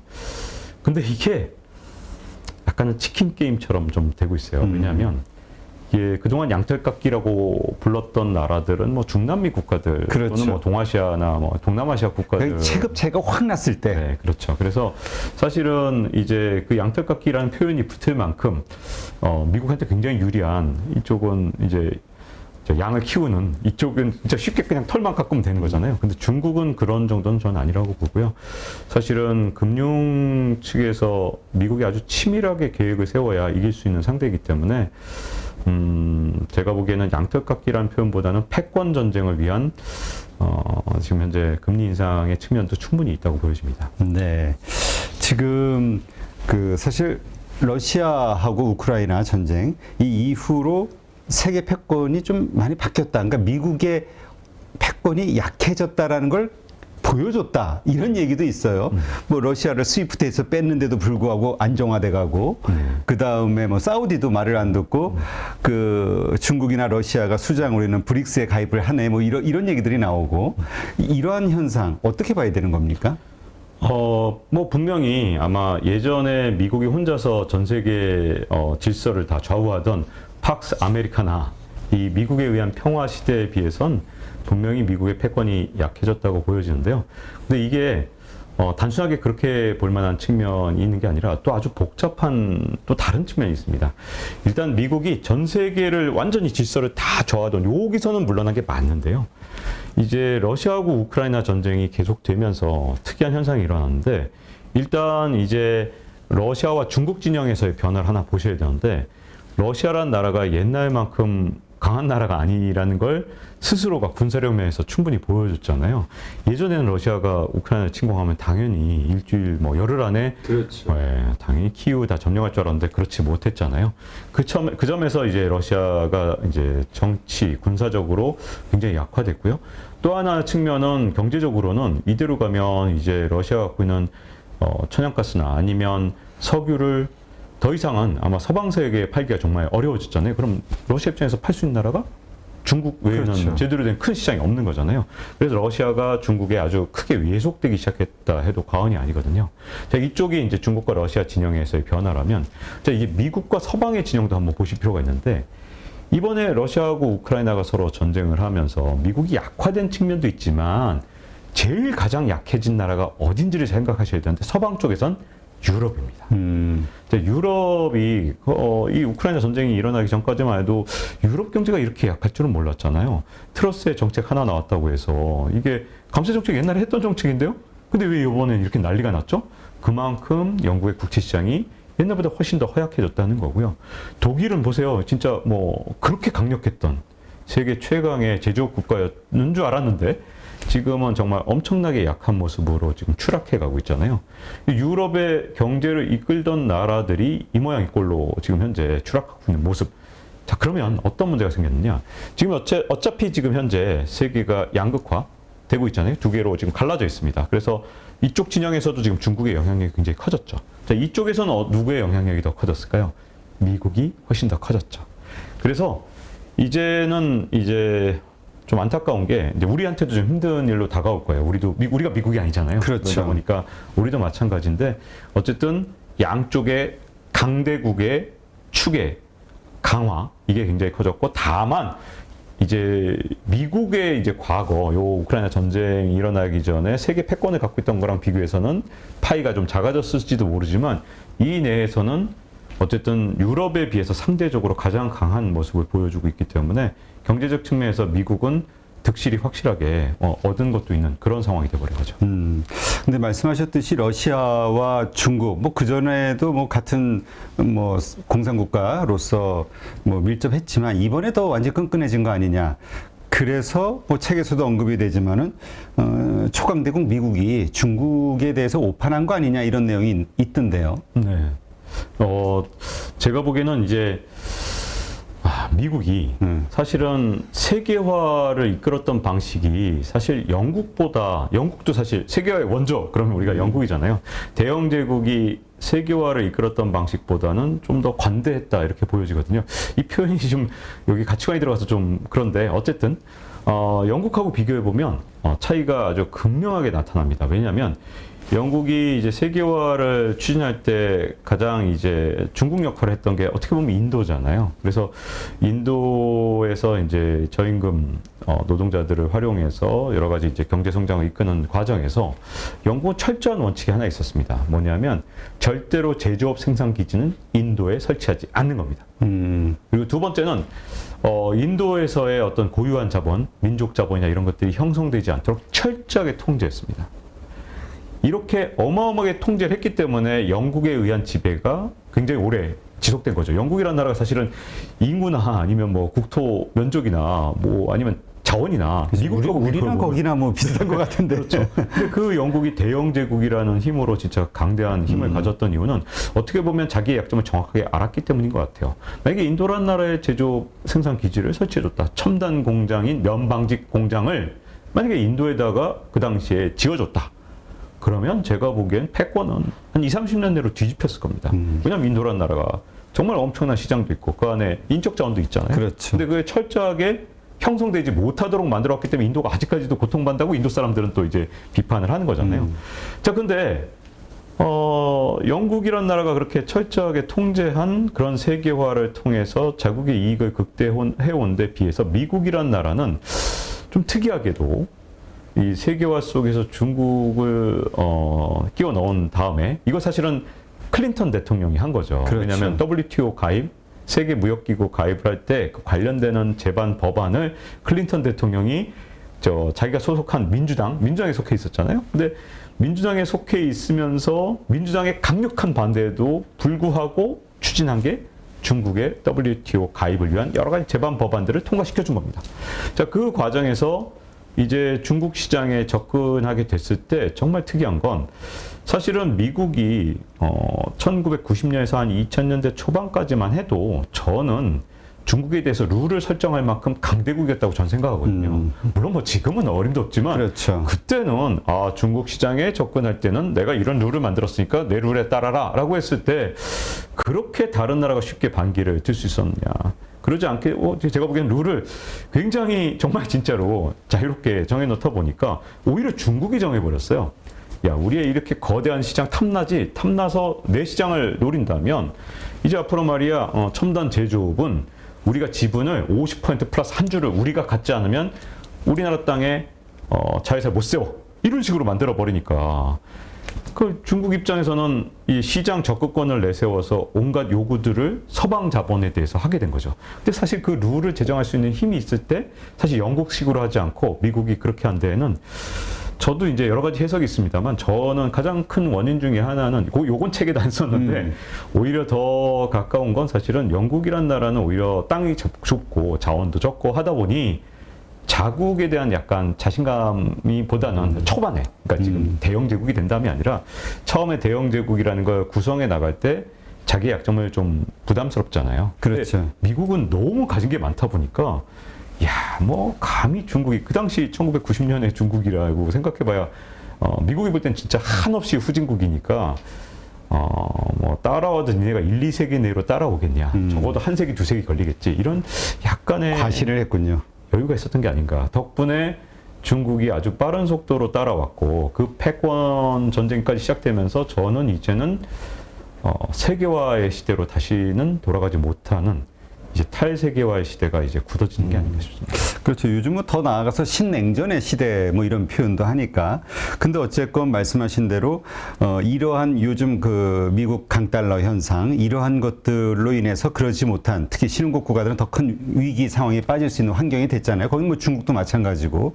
그러다 보니까 이러한 금융의 어떤 일들로 인해서 사건으로 인해서 중국이 경제가 무너지는 거 아니냐. 이제 그게 시발점이 부동산이라고 보고요. 이러한 의견들도 있단 말이에요. 책에서도 잘 다루고 있으시던데. 네, 제 책에도 이제 부동산 부분을 한참 다뤘는데요. 사실은 중국의 부동산을 우리가 주의 깊게 볼 필요가 있는 가장 큰 이유는 사실은 중국의 현재 구조라면 다른 나라는 다 무너졌어요. 왜냐하면 중국이 그동안 40년 동안 한 번도 위기가 없었잖아요. 그건 정말 대단하다 이렇게 볼 수도 있지만 또 한편으로는 원래 작은 위기가 계속 반복적으로 오는 게 경제에 나쁘지 않거든요. 일종의 우리가 속가내기를 하듯이 이제 저 건강한 벼가 자라나려면 이렇게 다 뽑아내야 되잖아요. 뽑아낼 걸. 근데 이제 그거를 안 해주면 어떤 문제가 생기냐면 경제 내 부실이 자꾸만 커져가는 경향이 있거든요. 그래서 어떤 문제가 있냐. 지금까지 중국 경제가 그럼에도 불구하고 위기가 오지 않았다는 가장 큰 두 가지 이유를 꼽으라면 중국이 워낙 빠른 속도로 성장을 했기 때문입니다. 그래서 이게 예를 들어 중국 경제 내에 부실 자산이 한 10%가 있다. 그래도 이게 큰 문제가 되지 않았던 건 중국의 경제 성장률이 한 7, 8%가 될 때는 한 10년이면 2배가 되는 거예요. 그럼 부실 자산이 똑같이 이제 100 중에서 10이 부실 자산이면 이게 10년 뒤면 200이 되니까 외형이. 부실 자산이 성장해도 이 외형 자체가 더 빨리 커지니까 여전히 부실 자산의 비중은 전체 자산보다 낮은 상태. 그러니까 중국이라는 나라가 부실 자산이 크는 것보다 더 빨리 컸던 게 지금까지 경제 위기가 40년 동안 없었던 이유 중에 첫 번째 이유라고 보고, 두 번째는 중국이 이제 경제 성장을 하는 과정에서 일본이 어떻게 미국의 금융으로 탈탈 털렸는지 1989년, 91년 그리고 뭐 플라자 합의부터 쫙 이게 이 일본 경제를 연구했고요. 또 우리나라가 외환위기 때 어떤 문제가 생겼는지도 철저하게 연구를 하고 이 중국의 시장, 금융시장을 방화벽을 쌓아놨거든요.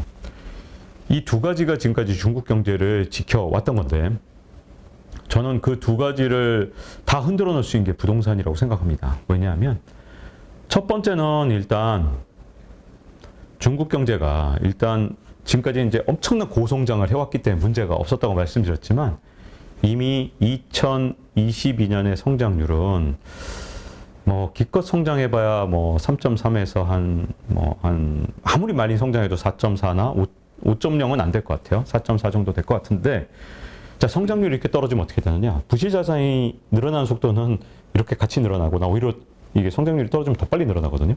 근데 이제 외형이 늘어나는 속도가 줄어드니까 부실 자산이 수면 위로 올라오는 상황이 됐습니다. 그게 대표적으로 부동산 쪽이거든요. 그리고 또 하나는 이제 아무리 방화벽을 쌓아놔도 그건 외화에 대해서는 쌓아놨지만 중국 내에서 금융 시스템이 무너지는 것까지 막아주는 건 아니거든요. 자, 이 부동산이 지금 현재 왜 모든 것을 지금 현재 흔들 만큼 강력한 문제냐 하면, 물론 뭐 이제 여기 8.15 머니톡을 보시는 분들은 아마 금융지식이 많이 쌓여 있어서 중국의 문제점은 다 아마 드셨겠지만, 중국은 전체 GDP에서 건설이 차지하는 비중이 30% 정도 됩니다. 선진국이 보통 15%, 16% 정도 되거든요. 우리나라도 한 15% 정도 되는데 중국이라는 나라는 2배예요. 일단 이게 부동산 경기가 무너지면 성장률 자체가 다 무너지니까 이게 첫 번째 문제고요. 두 번째 문제는 중국 사람들이 워낙 그 자가주택 보유율이 높아서 내가 내 집 갖고 있는 그 비율이 자가주택 보유율인데 우리나라는 한 61%밖에 되지 않는데 중국인들은 한 90에서 93% 정도 되거든요. 높네요. 네, 굉장히 높죠. 이거 들으시면 다들 깜짝 놀라세요. 중국 사람들이 자가주택 보유율, 집을 소유한 비율이 우리나라 61%면 당연히 중국은 한 50%쯤 되지 않겠냐, 그렇지. 55나 이렇게. 어쨌든 경제 발전 단계가 다르니까. 네. 여러 가지 체제가 다르기도 하고 공산주의라는 체제가 다른 것뿐만 아니라 또 하나는 한 자녀 갖기도 영향을 미친 것 같아요. 이렇게 할아버지 할머니 자녀 계속 이렇게 한 자녀를 갖다 보니까 이 중에 누구만 집을 갖고 있어도 집을 갖다 보니까 아마도 제가 보기엔 그런 것들이 영향을 미쳐서 이렇게 높은 상황에서 전체 자산의 70%가 훨씬 넘는 자산이 다 부동산에 다 올인되어 있으니까 우리랑 비슷하네요. 네, 부동산이 무너지면 소비가 줄어드는 상황이 되는 거죠. 그래서 지금 이런 것들이 문제인데 여기에다가 우리나라에 없는 문제가 중국 경제에 아주 심각한 문제가 있습니다. 뭐냐면 중국의 지방정부의 예산은 전부 다 부동산을 통해서 예산을 마련해 왔거든요. 부동산 경제. 네, 그래서 70년 동안 사실은 중국은 토지의 소유는 공식적으로 금지가 돼 있으니까 예를 들어 주택지 같은 경우 최대 한 70년 사용권을 이렇게 지방정부가 판단 말이죠. 그럼 이 사용권, 이 수입, 판매 수수료, 수입 이게 전체 지방정부 예산의 한때는 50%였고 뭐 낮아졌다고 해도 40%. 그러니까 이게 토지 사용 수수료가 만약에 이제 줄어들게 되면 지방정부는 당장 재정에 구멍이 날 수밖에 없는 네. 상황이거든요. 그러다 보니까 실제로 이게 벌써 올해 일이 일어났습니다. 그래서 외신 보도에 따르면 지금 현재 중국의 지방정부와 중앙정부의 예산이 펑크가 지금 작년보다 한 3배 이상 된다고 하거든요. 이게 아무리 중국이라 하더라도 정말 어려운 문제이기 때문에 아주 어렵고요. 이게 또 한 가지 문제는 뭐냐면 중국은 지금까지 경제 성장의 원동력을 제공해왔던 게 지방정부거든요. 그렇죠. 우리나라하고 완전히 다릅니다. 그래서 지방정부에서 재원을 이렇게 부동산을 토지 사용 수수료를 팔아서 그래갖고 이 수입으로 사실은 보조금을 엄청나게 줘서 투자를 유치해 왔는데 그게 또 무너진 겁니다. 그래서 전체 경제 성장에서 부동산이 차지하는 비중이 워낙 큰데다가 또 하나는 여기에 그림자 금융이 다 연결돼 있기 때문에 지금 중국 정부도 계산할 수 없는 수많은 엄청난 부실 자산이 부동산을 통해서 지금 현재 나타나고 있기 때문에 이게 경제 성장률 깎아먹고 그다음에 정부 예산 다 날려먹고 그다음에 마지막으로 중국의 금융 시스템까지 불안하게 만들 굉장히 큰 뇌관이기 때문에 부동산 시장은 앞으로 정말 주의 깊게 봐야 되는 것 같습니다. 네. 근데 또 일각에서는 그런 얘기를 해요. 물론 궁산 국가다 보니까 일단 중국 정부의 국가 부채는 낮은 단계 50%뭐 요 전후로 알고 있는데 그러다 보니까 뭐 다 국유화 해가지고 탕감을 해주거나 네. 연장을 하거나 뭐 이러면 되는 거 아니야?라고 이렇게 좀 일축하는 분들도 있어요. 네네. 사실은 중국이 갖고 있는 특수성 때문에 우리가 중국이 과연 앞으로 무엇을 할 수 있느냐는 우리 자본주의 국가가 한 번도 경험하지 못한 아주 특이한 모든 조치가 다 나올 수 있거든요. 하지만 문제점은 중국의 이 부채가 굉장히 작게 보이는 가장 큰 이유가 사실은 지방정부가 엄청난 부채를 지고 있는데 이게 공식 통계에 잡히지 않도록 온갖 방법으로 이게 지금 숨겨져 있거든요. 그래서 중국의 지방정부 부채, 숨겨져 있는 부채를 합치면 GDP 대비 뭐 80%는 가뿐하게 넘고요. 그건 뭐 거의 이제 서방의 이제 많은 경제 뭐 연구소나 이런 데서 나온 거고, 이 80은 일단 기본입니다. 그래서 80에서 100까지도 얘기하고, 그러다 보니까 이제 경제 발전 단계가 굉장히 중요한데, 사실 선진국에서 부채가 많은 거랑 중국이 어쨌든 경제 발전 단계는 아직도 어쨌든 개발도상 국가거든요. 이게 진짜 사이즈가 워낙 커서 미국하고 그래도 좀 이렇게 부딪혀서 싸울 수 있는 거지. 그런 단계에서 금융의 고도화나 모든 측면, 이런 측면에서 경제 성장 단계나 이런 것들이 낮은 상황에서 국가 부채가 이 정도로 높아지게 되면 사실은 추가적인 성장이 이루어지기가 굉장히 어려운 측면이 있고요. 또 한 가지 문제점은 그렇게 국유화하는 과정이 그렇게 쉽다면 정말 극단적인 상황에서 다 그렇게 하면 되잖아요. 근데 그렇게 할 수 없는 이유들이 그 과정에서 돈이 풀린다든가 또는 온갖 여러 가지 부작용이 있을 수 있기 때문에 예전하고 좀 달라져서 지금처럼 금융시장이 전 세계적으로 불안한 상태에서 과연 그런 극단적인 정책이 나왔을 때 또 차이나런이 더 강화되지 않겠느냐, 이런 문제가 생기는 거죠. 자, 그런 극단적인 정책 한 나라들 중에 멀쩡한 나라가 없는 게 대표적으로 베네수엘라 같은 나라들이 어떻게든지 보여줬잖아요. 국유화 다 하니까 서방 자본이 안녕? 그러고 떠나버렸죠. 중국이라는 나라가 물론 특별하게 뭐 베네수엘라하고 비교할 급은 안 되지만 문제는 중국인들조차도 옮기는 상황이 차이나런인데, 그런 상황에서 중국의 이제 혁신적인 어떤 기업가들이 중국을 버리게 되면 국유화 과정에서 중국에 대한 희망을 많은 중국의 기업가들조차도 잃어버리게 되고, 여기서 더 이상 추가적인 혁신이나 아니면 앞으로 성장의 어떤 플랫폼 같은 것이 생태계 자체가 위협받게 되면, 사실 지금까지 중국이라는 나라도 다 그 혁신 플랫폼이 있었기 때문에 그렇죠. 알리바바든 뭐든 다 있었던 거잖아요. 근데 그 국유화 과정에서 마인 회장에 대한 그 청년들의 어떤 꿈, 나도 마인처럼 돼야지. 근데 저렇게 되니까 그치, 공동부유로 나오면서 네. 뭐야 이거? 이거 뭐야? 열심히 해봐야 뭐. 열심히 해봐야 마인처럼 되면 이게 뭐야? 이렇게 되니까 그 새로운 혁신 플랫폼이 안 됐거든요. 그러니까 그 베네수엘라가 된다는 건 아니지만 베네수엘라처럼 국유화했을 때 그런 부작용들이, 물론 중국이라는 나라는 아예 사이즈도 다르고 모든 게 다르지만 방향성은 같게 나타나기 때문에 그런 나라에 더 이상 혁신이나 이런 것들이 생태계 자체가 붕괴될 수 있기 때문에 중국한테도 엄청난 도전과 위협이 될 겁니다. 네. 이 부동산 문제, 그러니까 중국 정부가 어떻게 잘 풀어나가느냐, 혹은 거기서 어떤 부작용이 생기느냐에 따라서는 경제 위기로까지 연결될 수도 있고, 이렇게 좀 잘 마무리가 될 수도 있다. 이렇게 이해를 하면 되겠군요. 아직은 기로에 서 있는데요. 여기서 이제 그게 이제 중국 혼자 선택하는 게 아니거든요.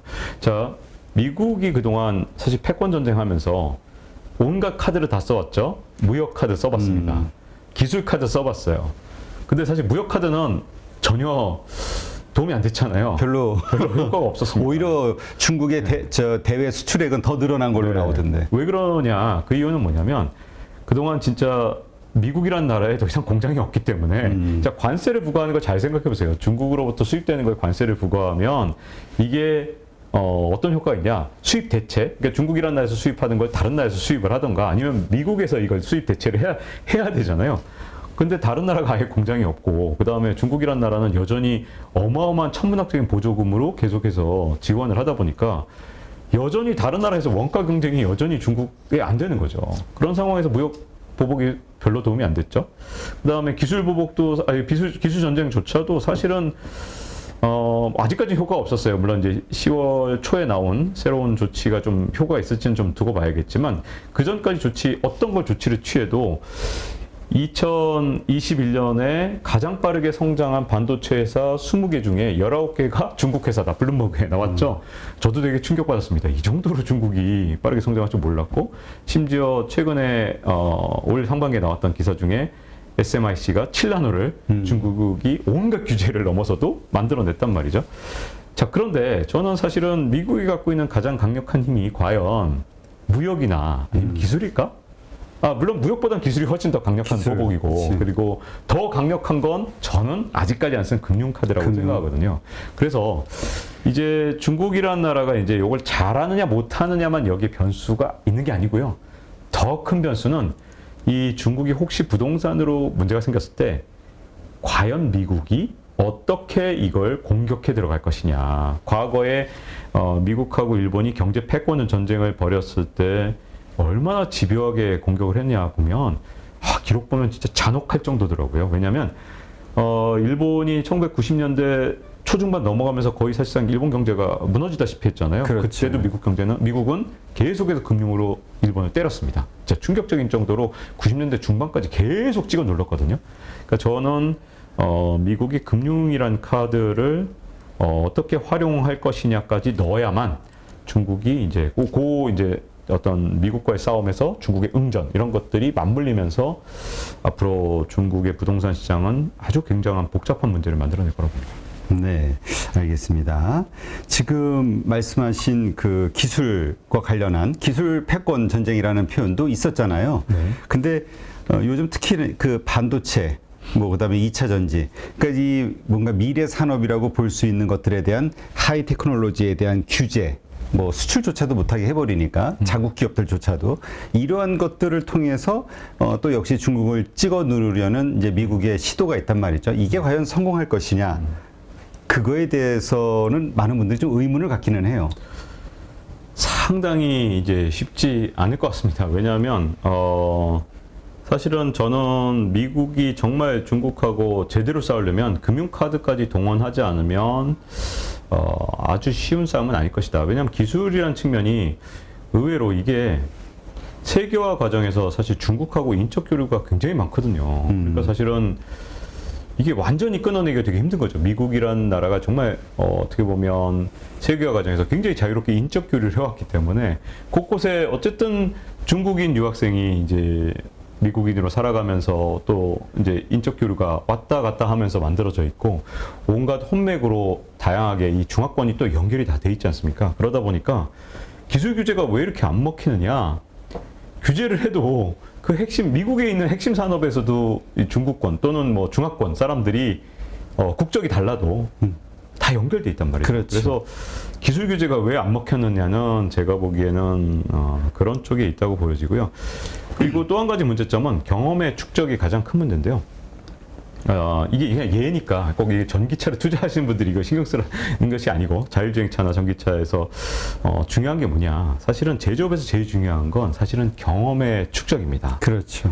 이 경험의 축적이 정말 중요해서 자꾸만 만들어내고 시도하고 이걸 실패해보고 한쪽이 무조건 이길 수밖에 없는데 예를 들어 배터리 같은 경우도 중국이 훨씬 더 많이 만들 수밖에 없거든요. 왜냐하면 일단 기본적으로 인구 베이스가 정말 많기 때문에 이게 미국보다도 훨씬 몇 배니까 미국의 적어도 4배 이상을 봐야 되잖아요. 그게 어마어마하게 유리한 구조죠. 그리고 또 한 가지 문제점은 규제 문제도 있는데요. 자, 예를 들어 자율주행차 같은 경우 미국의 기업들은 어쨌든 신경 써야 될 게 되게 많습니다. 자율주행 하다가 예를 들어 사고가 나면 진짜 온갖 소송에 시달릴 거고 그래서 자율주행 할 때 온갖 장치들을 더 많이 해야 되지만 중국 같은 나라는 사실 국가가 먼저고 당이 결심하면 우리는 합니다. 네, 맞습니다. 그래서 왜 이 얘기 많이 들어보셨죠? 자율주행은 데이터가 먼저다. 그렇죠. 그래서 테슬라라 봐라 저렇게 엄청나게 데이터를 쌓아놨기 때문에 저 빅데이터와 그 다음에 사실 인공지능이 결합해서 엄청나게 이제 앞으로 테슬라가 간다 이렇게 보고 계시지만 뭐 맞습니다. 테슬라가 정말 세계적인 기업이고 그렇지만 중국이 이걸 마음먹고 규제를 다 풀어주고 그냥 자율주행으로 다 해서 사고가 맨날 나도 예를 들어 미국은 그럼 뭐 난리가 나겠지만 중국은 그걸 기업이 견딜 수 있는 규모로 그 어떤 손해배상이나 이런 것들, 법적 책임이나 이런 것들을 바꿔놓을 수 있거든요. 실제로 그래서 중국의 자율주행 그 데이터가 진짜 빠른 속도로 쌓이고 있어요. 물론 뭐 CPU 뭐 설계 기술이라든가 뭐 그 다음에 요즘 GPU가 더 중요한데 그런 기술 물론 미국이 훨씬 앞서 있지만 그러나 이제 많은 산업에서 이제 아무리 저급 기술이라도 계속해서 경험 축적을 하다 보면 요 기회가 생길 수밖에 없거든요. 그래서 저는 기술 전쟁만으로는 완전히 미국이 중국을 제압하는 건 좀 어렵고 시간이 갈수록 중국한테 유리하기 때문에 금융카드를 결국은 써야 된다. 근데 문제점은 금융카드는 중국만 문제가 생기는 게 아니라 보통 금융카드를 중국만 타겟팅해서 쓸 수가 없잖아요. 그렇죠. 주변 국가가 다 같이 힘들어진다는 그러니까 게 우리 엄하게 불똥 튀어가지고 네. 고래 싸움에 뭐 새우등 터진다고 우리도 그게 걱정하는 거잖아요. 우리가 유탄을 맞을 수 있죠. 좀 걱정스럽습니다. 실제로 예를 들어서 킹달러나 이런 정책을 썼을 때 뭐 옆에 있던 영국이 막 불똥이 튀기기도 하고 이런 것처럼 이제 금융 전쟁은 그냥 미국과 중국의 싸움만으로 끝나는 게 아니라 주변국들한테 전부 다 옮겨붙을 수 있기 때문에 우리나라 입장에서는 그 어느 때보다도 금융시장의 안정성을 좀 확고히 할 필요가 있다. 왜냐하면 이 절호의 기회를 저는 미국같이 이제 일종의 싱크탱크가 이렇게 정말 철저하게 국가의 계획을 세우고 이렇게 좀 플랜을 짜가는 그런 나라에서는 지금만큼 좋은 기회가 없거든요. 패권 전쟁의 종지부를. 왜냐하면 20년 뒤에는 미국이 이만큼 유리하지 않아요. 그렇죠. 지금은 이길 수 있거든요. 충분히. 그러니까 철저하게 계획만 짜면 아직은 미국이 훨씬 세기 때문에 이길 수 있는데 이 기회를 과연 놓칠까?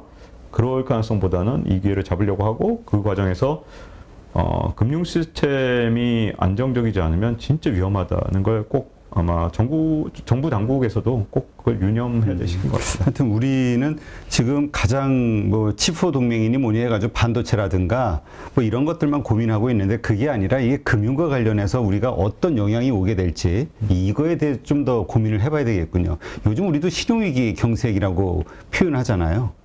네, 지금 이제 가장 큰 문제가요. 저는 이 문제가 제일 큰 문제라고 봅니다. 이제 근본적인 어떤 세계 경제 변화. 이게 제가 이제 지금의 변화는 과거의 역사가 반복되는 것보다는 사실은 이제 자이언트 임팩트라는 표현을 쓰면서 거대한 충격이라는 표현까지 끌어왔던 이유는 우리가 과거에 누렸던 정말 값싸고 정말 우리가 쉽게 얻을 수 있었던 돈. 우리가 그동안 돈이 정말 쌌던 거거든요. 그렇죠. 이 돈의 가격은 금리인데 금리가 한때 10년 만기 국채 금리가 미국 국채 금리가 0.5%였다는 건 이거 거의 공짜잖아요, 돈을. 그렇죠. 그러니까 그 정도로 굉장히 금리가 쌌고 이거는 인류 역사에서 가장 낮았습니다. 제가 5,000년 역사를 봤더니 가장 낮았어요, 인류 역사에서. 자, 그런데 이게 어떻게 해서 만들어졌냐면 저는 국제적인 과잉저축에 의해서 만들어졌고 지금까지 돈값이 너무 쌌기 때문에 당연하게 돈은 언제든지 구할 수 있었고 쉽게 조달할 수 있었던 거라고 생각했던 시절이 있었죠. 그래서 잠시 경제 위기만 넘어가면 잠깐 있었죠. 우리가 외환위기 겪었을 때 한 1, 2년 신용경색, 글로벌 금융위기 때 한 1년 정도 신용경색. 요것만 넘어가면 다시 돈값은 엄청 싸지고 더 싸졌죠. 오히려 위기가 올 때마다 기준금리를 낮추고 그 과정에서 미국의 10년 만기 국채금리 이런 전 세계 시장의 기준이 될 만한 금리들도 같이 내려갔으니까. 근데 그건 기준금리를 낮췄기 때문만이 아니라 전 세계적으로 돈이 풍부했기 때문이거든요. 과잉저축이 이제 이렇게 나눠볼 수 있는데 최근 40년 동안 계속돼 왔어요. 처음에 이 40년 중에서 초반 20년은 선진국의 베이비붐 세대가 돈을 엄청나게 벌었거든요. 왜냐하면 경제 성장률도 높았고 평생에 걸쳐서 임금이 높았기 때문에 이 사람들이 돈이 진짜 많아요. 그래서 미국 같은 경우에 65세 이상 고령층이 미국 전체 자산의 80%가 넘게 있습니다. 그러니까 미국 사람들 부유층 그러면 다 어르신들이 정말 많고요. 그리고 제가 미국에서 한 1년 살 때 보면 이렇게 오픈카, 스포츠카 타시는 분들 다 머리 끼고 머플러. 네, 그다음에 그 비싼 오토바이 타고 한 3, 40명 이렇게 막 다니는 그런 이렇게 행렬을 볼 때 이제 헬멧 딱 벗으시면 저는 이렇게 막 뭔가 되게 우락부락하신 분이 영화에서처럼. 나타났는데 할아버지 할머니들이 이렇게 딱 내리시는 거예요. 옷은 막 되게 그런 어떤 폭주족처럼 입으셨지만 근데 왜 이러냐면 그런 비싼 차, 비싼 오토바이 이런 걸 타고 다니실 수 있는 분들이 그만큼 선진국의 고령층이 많고 이분들이 초반에 어마어마하게 저축을 많이 해서 과잉 저축을 만들어냈기 때문에 항상 돈이 풍부했던 겁니다. 뒤로 가면서 어떤 일이 생겼냐. 이분들이 이제 미국에서 은퇴하고 유럽도 은퇴하고 그랬단 말이에요. 그러다 보니까 2000년부터는 이제 대충 미국이나 유럽에서는 사실은 저축이 부족했죠. 그걸 채워줬던 게 바로 중국과 동유럽입니다. 세계적으로 동유럽이 이제 일종의 러시아 붕괴되고 점점 서방 경제권의 세계화 안에 들어오면서 임금이 이분들이 갑자기 막 늘어나고 동유럽이나 이런 데도 그다음에 중국도 이렇게 늘어나면서 물론 중국이 훨씬 더 월등하지만 이렇게 저축한 게 세계적인 과잉 저축을 만들어서 지금까지 굉장히 자본이 풍부한 그런 상황을 만들어냈지만 앞으로 저는 이제 중장기적으로 그런 초저금리 시대가 사라져가기 때문에 앞으로는 그런 대비 이게 그냥 단순하게 작은 어떤 변화 이런 출렁거림이 아니라 근본적인 변화를 지금 현재 앞두고 있다 이렇게 보여지고요. 다만 단기적으로는 경기 침체 우려가 커지고 그러면 당연히 장기 국채 가격이 올라가니까 금리가 단기적으로 내려갈 수 있고 물론 기준금리도 지금 이제 파월 의장이 정말 줏대 있게 계속 올리지 못할 거라고 저도 보고 있기 때문에 단기적으로는 그럴 수 있지만 중장기적으로는 지금 세계 금융시장의 과잉 저축, 세이빙 글럿이라고 하는데 이 세이빙 글럿이 해소되고 있는 중이기 때문에 앞으로 자금 시장에 아주 거대한 변화가 있을 겁니다. 그래서 철저하게 대비를 하지 않으면 정부든 기업이든 가게든 굉장히 앞으로 향후 한 1, 20년 중장기적으로 쉽지 않은 시기가 올 수 있다는 걸 명심해야 될 것 같습니다. 하여튼 우리는 가계부채 때문에 또 상당히 고민이잖아요. 부동산하고 연계가 돼서 이런 부분들이 아마 잘 해결책이 좀 나와야 될 것 같다는 생각이 드는데 근데 지금 이제 중국과 이게 좀 갈수록 패권 전쟁 이것이 좀 복잡해지는 게 이번에 그 러시아 우크라이나 전쟁에서도 러시아 제재가 잘 안 먹히는 이유 중에 중국의 그 편도 들어주는 것도 있지만 인도가 또 갑자기 튀어나왔어요. 네. 이 인도가 또 이게 다크호스로 이 패권 전쟁에 인도에 대해서 우리가 어떻게 봐야 됩니까? 인도에 대해서 아마 최근에는 이제 많은 분들이 인도에 대해서 관심을 갖게 돼서 아마 인도에 대해서 좀 아시는 분도 많이 계실 겁니다. 근데 인도라는 나라는 기본적으로 태생적으로 친소련 국가였습니다. 아, 그래요? 사실은 뭐 미국이 자초한 측면도 있어요. 왜냐하면 인도하고 거의 적국이라고 할 수 있는 아주 원수지간이라고 할 수 있는 파키스탄을 지원하는 바람에 미국에선 그래서 인도 입장에서는 인도가 아마 초기에 미국 무기로 무장하기 시작했고 했으면 지금 굉장히 좀 루트가 달라졌을 수도 있지만 초기부터 이제 구소련, 소련제 무기로 무장을 하고 소련하고 굉장히 사실은 좀 친해지는 그런 계기가 있었고요. 그때만 해도 미국이 인도에 대해서 크게 관심을 갖지 않았고 지금 이제 뒤늦게 인도에 대해서 관심을 가지려고 하지만 문제는 인도에는 뿌리 깊게 야, 우리가 파키스탄하고 저렇게 쌈박질할 때 우리 안 도와줬어? 라는 게 일단 뿌리 속에 좀 박혀 있는 데다가 또 하나는 이제 미국에서 자꾸만 러브콜을 하잖아요. 야, 우리가 너를 제2의 중국으로 키워줄게. 인도한테 지금 하고 있는데 인도가 이걸 믿지 않습니다. 그 이유가 첫 번째는 제가 이제 전에 말씀드렸다시피 미국이 굉장히 이 표현에 이제 가치관 빼고 관대한 세계화를 했다. 가치관은 좀 빼고 그냥 관대한 세계화. 이거는 좀 중국이 제조업 성장을 할 수 있었고 이 자본 축적을 할 수 있었던 그런 세계화를 말씀드린 겁니다. 근데 이런 세계화를 경험한 미국이 과연 인도에 투자할 때 중국처럼 투자할까요? 안 할 거라고 믿는 거죠. 우리한테는 그렇게 안 할 것이다. 그 증거가 뭐냐? 자, 바로 미국이 최근 들어서 계속 환경을 주장하잖아요. 그러니까 인도에다가 이제 환경 부담되는 그런 제조업, 이거는 우리한테 다 옮겨놓고 자국에는 깨끗한 산업을 다, 왜냐하면 지금은 리쇼어링 하고 있잖아요. 그렇죠. 미국이. 지금 제3국에다 공장 안 두겠다는 거잖아요. 근데 갑자기 인도한테 야, 너희 잘해줄게. 제2의 중국으로 키워줄게.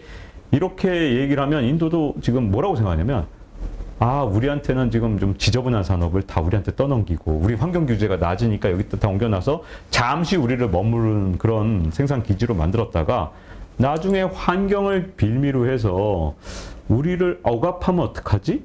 이게 사실은 중국의 저 밑에 뿌리 깊은 불신이거든요. 인도. 네, 인도 같은 경우. 인도 같은 경우는 이 뿌리 깊은 불신이 그 안에 깔려 있는 겁니다. 그래서 사실은 결정적인 순간마다 인도가 계속해서 미국에게 유리하지 않은 결정들을 하고 있죠. 그렇지만 인도도 그렇게 하고 있지만 내심 제2의 중국이 되길 바라거든요.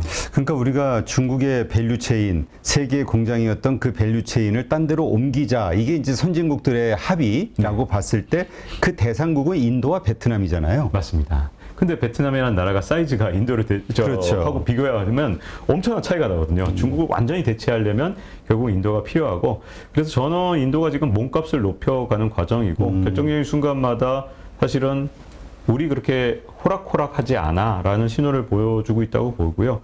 그런 측면에서 저는 여전히 인도가 굉장히 무한한 가능성이 있는 것을 갖고 있는 것은 맞다. 다만 그거에 부합하는 인도의 어떤 그 경제적인 인프라 시스템부터 시작해서 제도나 이런 것들이 완비된다면 확실히 다음 시대를 이끌어갈 만한 곳이긴 하다.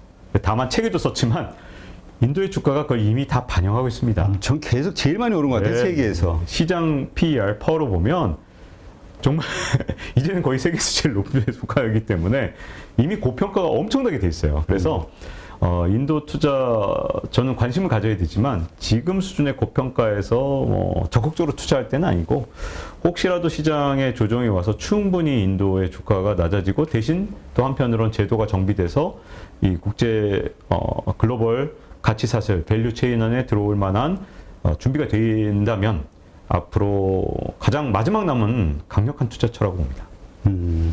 알겠습니다. 자, 하여튼 이러한 여러 나라들의 이해관계 그리고 그 가운데서의 그 파생되는 변동성 이게 어마어마하단 말이에요. 근데 이 변동성이라는 건 리스크이기도 하지만 또 기회이기도 하잖아요. 그래서 이 변동성을 어떻게 잘 이용할 수 있을까? 어떻게 이 상황을 이용해서 뭐 개인의 부 혹은 국가의 부를 늘릴 수 있을까 고민하는 분들이 있거든요. 사실은 지금처럼 완전히 글로벌 밸류 체인이 완전히 바뀌고 있잖아요. 더군다나 전쟁과 에너지 측면에서도 저는 굉장히 중요한 변화들이 있다고 보여지거든요. 근데 지금 우리가 이제 기존에 갖고 있는 생각만 갖고 시장을 접근하면 제가 보기엔 새로운 기회를 찾기가 정말 어렵다고 보여집니다. 그래서 지금 전환 중에서 제일 중요한 것 중에 하나는 에너지 전환, 이 과정에서 에너지 부국이라든가 이렇게 이제 앞으로 새로 떠오를 나라들에 대해서 굉장히 관심을 갖는, 그리고 인도처럼 새로운 시장의 가능성을 갖는 곳에 관심을 갖는 게 제가 보기엔 우리 국가뿐만 아니라 개인한테 되게 중요하다고 보거든요. 사실은 우리가 누구나 다 알고 있잖아요. 탈중국. 얘기 계속하죠. 탈중국. 근데 지금 당장 우리가 중국에서 벗어나면 어떻게 지금 현재 우리 경제 성장률을 유지하느냐, 진짜 먹고 살기 힘들 정도거든요. 그러니까 일단 국가적으로는 이런 어떤 자원 부국이나 이런 앞으로 시장을 엄청나게 키워나갈 나라들에 대해서 개척하려는 그런 준비가 굉장히 중요하고, 그 과정에서 정말 안타까운 건 일단 국가적으로 볼 땐 지역 전문가가 너무 없어요. 예를 들어 카자흐스탄, 저는 굉장히 중시 여기고 있는 나라거든요. 아, 그래요? 네. 카자흐스탄에 대해서 관심이 없다면 앞으로 한번 관심을 가져보십시오. 왜냐하면 아직은 이게 친러시아 국가냐 아니냐 자체도 약간 좀 왔다 갔다 하는데요.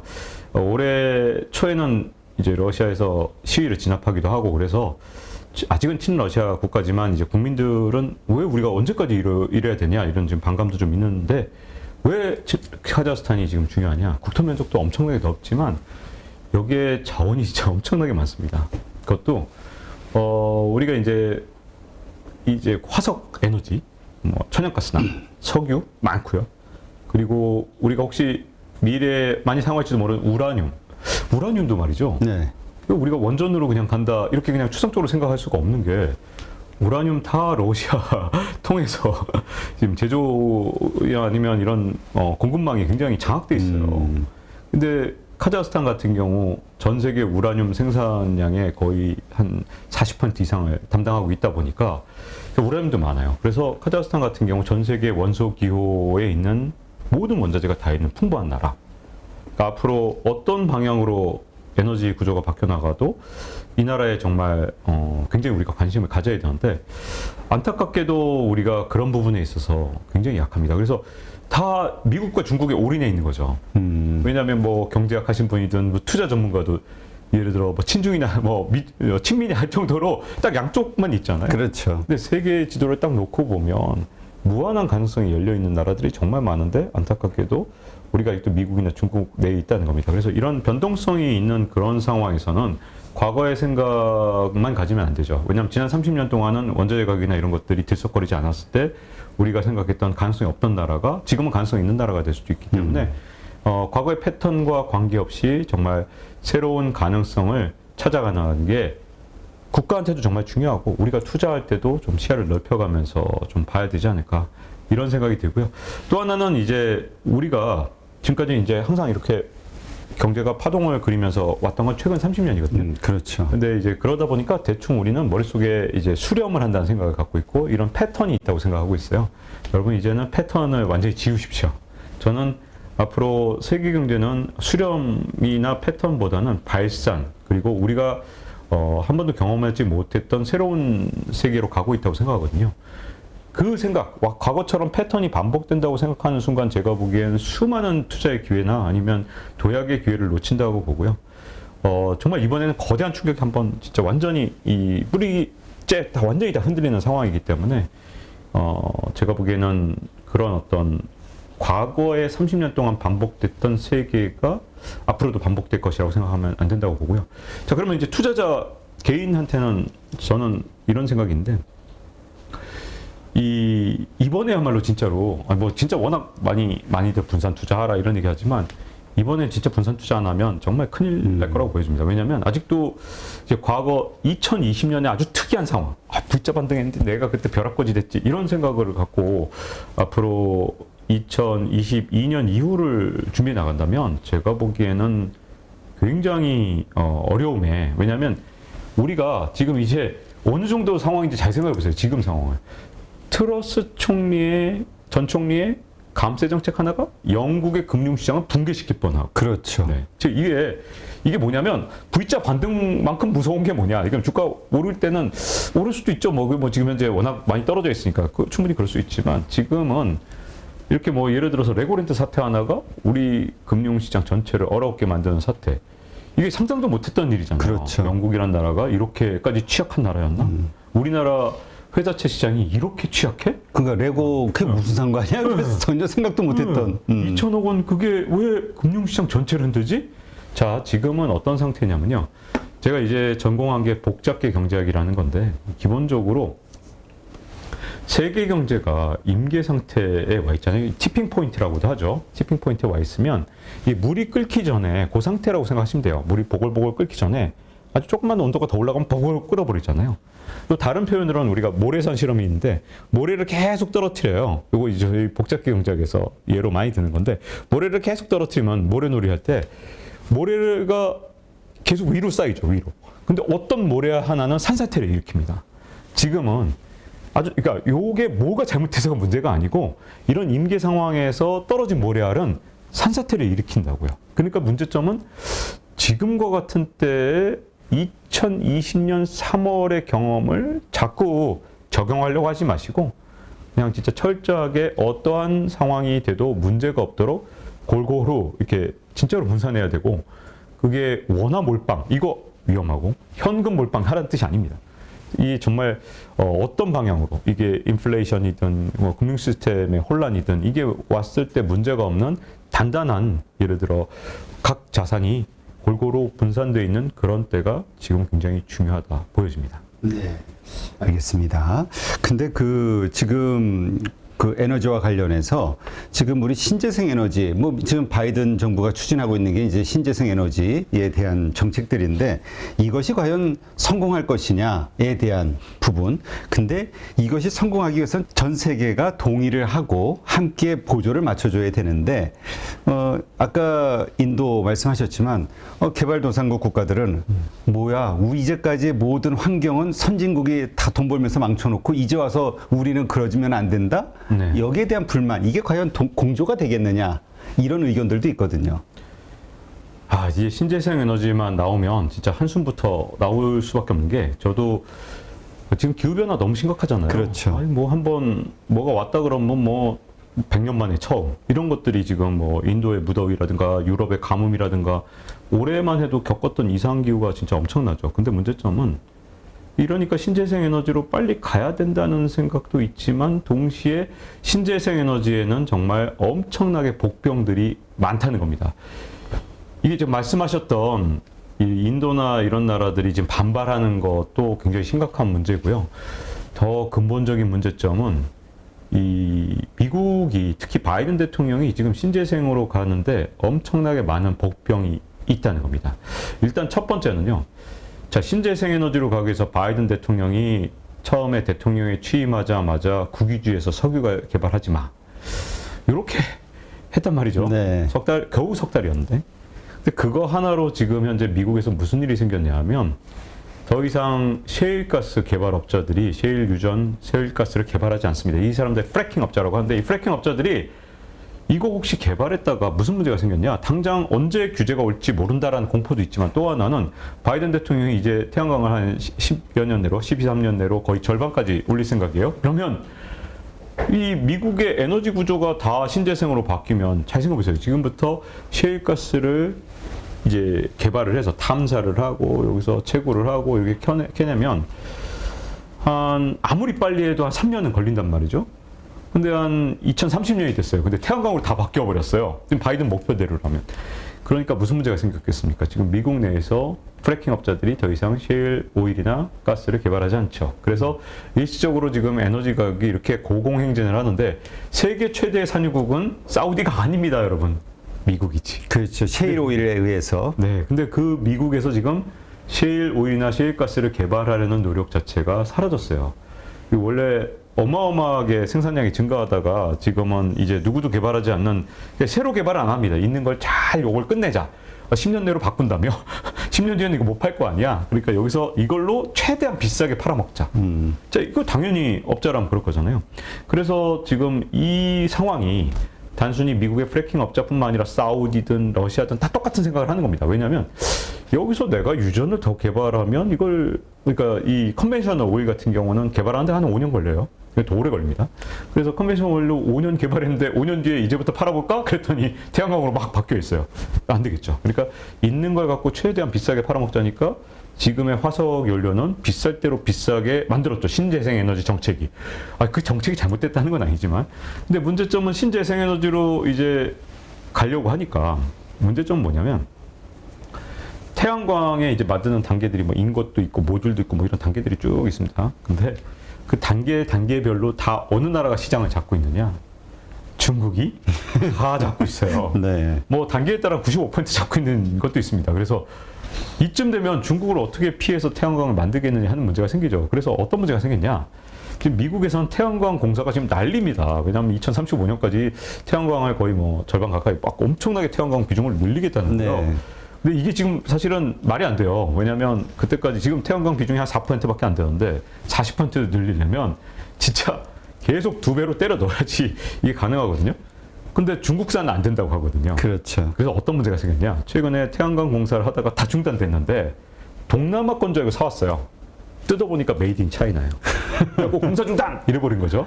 그래서 지금 이게 문제점이 뭐가 생겼냐면, 자, 그러니까 지금 이제 전통적인 화석연료는 다 버리겠다고 선언을 해서 화석연료는 지금 고공행진을 여전히 하고 있잖아요. 지금 뭐 아무리 떨어져도 $80 밑으로 잘 안 내려가요. 왜냐하면 석유 개발업자들이 새로운 유전을 개발하지 않으니까 한 $80~90대를 계속 유지하고 있는 상황. 이것도 굉장히 고통스러운데, 태양광은 지금 목표대로 가려니까 중국이 딱 길목을 막고 있어요. 풍력은 뭐 90%는 아닙니다만 그래도 중국이 굉장히 시장 지배력이 큰 편이고요. 그리고 더 큰 문제는 이게 태양광이나 아니면 이런 풍력 발전은 결국은 날씨에 영향을 많이 받잖아요. 그렇죠. 그래서 이 간헐성이라 그래서 뭐 밤에는 발전을 못 한단 말이죠. 근데 전기는 밤에도 써야 되잖아요. 그러면 지속성이 굉장히 중요한데, 간헐성이 아닌 지속성이 되게 중요한데, 그럼 태양광에 꼭 따라붙는 게 ESS 전기 저장 장치인데, 이거를 배터리로 가려니까 배터리도 딱 길목에 또 중국이 딱 버티고 있는 거예요. 그러니까 중국을 피해서 이렇게 대규모 ESS를 만들기가 쉽지 않은 상황. 그러니까 이게 모든 곳에 지금 현재 그러니까 지금 현재 한쪽엔 사우디가 있죠. 사우디가 지금 계속해서 틈만 나면 감산해 버리니까 지금 또 경기 침체를 유도해서 물가를 낮추려 그러면 제가 보기에는 그만큼 맞춰서 또 감산해 버리면 큰일이잖아요. 거기다가 지금 신재생 에너지까지 그러다 보니까 지금 일시적으로 한 2035년까지 과연 목표를 달성할 수 있겠느냐라는 걱정이 있습니다. 네. 그러니까 하여튼 이게 그 자연스러운 세계화, 그러니까 이 경제적 논리 이것을 거스르면서 어거지로 하다 보니까 이런 문제들이 자꾸 생기는 거잖아요. 네. 이 정치적인 여러 이유로. 그래서 이러한 노력들이 과연 지속적으로 갈 것이냐 아니면 이러한 어려움들로 인해서 중간에 서로 타협하면서 갈 것이냐 이걸 가지고 헷갈려 하시는 분도 있어요. 근데 이거는 미국의 국군을 건 중국도 마찬가지겠지만 패권 전쟁이기 때문에 결코 합의는 없을 것이다. 뭐 이런 분들도 있고. 절대로 없다 해도 과언이 아니죠. 그리고 일단 요 에너지 문제에서 더 가자면 사실 중간 선거 이유가 굉장히 중요하다고 생각하거든요. 요번 이제 중간 선거에서 사실은 요 앞서서 사우디의 빈살만 왕세자가 200만 배럴을 딱 중간 선거 앞에서 감산을 해버려 버렸단 말이죠. 바이든 완전히 네. 물맥였죠. 네. 중간 선거 한번 너 한번 고통받아 봐라. 이러고 지금 완전히 던진 거죠. 빈살만 입장에서는 복수를 제대로 한 셈인데 이게 개인적인 복수를 넘어서서 사실은 여기에 이제 굉장히 에너지 패권하고 밀접한 관계가 있습니다. 왜냐하면 빈살만 왕세자 입장에서 또 러시아의 푸틴 대통령 입장에서 가장 원수 같은 사람이 누굴까요? 바로 바이든 대통령입니다. 그렇죠. 왜냐하면 바이든 대통령은 지금 태양광으로 40%를 2035년까지 전환을 하겠다? 4%밖에 안 되는 걸? 자, 그쯤 되면 앞으로 화석연료를 팔아서 먹고 살던 사우디랑 푸틴 러시아 대통령은 어떻게 하라는 거죠? 그 빈살만 왕세자는? 그러면 2030년대가 되면 석유는 지금처럼 비싸기 힘들어요. 가끔은 석유 화학 제품도 있지 않냐? 물론 있죠. 하지만 에너지 가격이 비싸서 이렇게 석유값이 비싼 거지 화학 제품 수요가 이 가격을 끌어올리는 게 아니기 때문에 앞으로 석유 가격을 결정하는 가장 중요한 건 역시 에너지로 얼마나 사용하느냐에 달려 있거든요. 자, 그런데 빈살만 왕세자가 그냥 개인적인 복수 차원이 저는 아니라고 생각합니다. 왜냐하면 바이든 대통령만 아니면 이 속도는 안 나오거든요. 신재생 에너지. 네.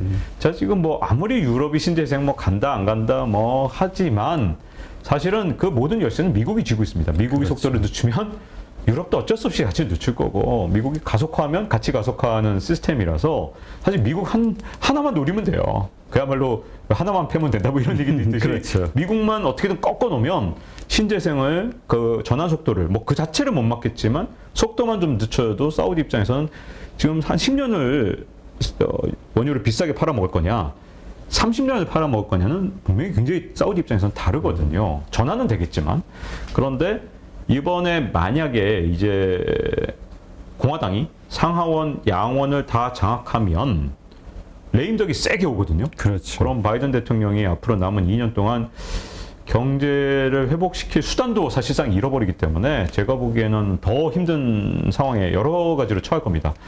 그러면 저는 쐐기를 박으려고 할 가능성이 너무 크다. 바이든 대통령 재선이 있는 물론 바이든 대통령이 다음번 대통령이 출마 안 할 수도 있지만, 네, 그건 이제 민주당에서 어떻게 할지 이제 두고 봐야겠지만, 어쨌든 뭐 재선을 한다고 봤을 때 그때를 노려서 사우디는 또 한 칼을 남겨놓고 있을 가능성이 크고요.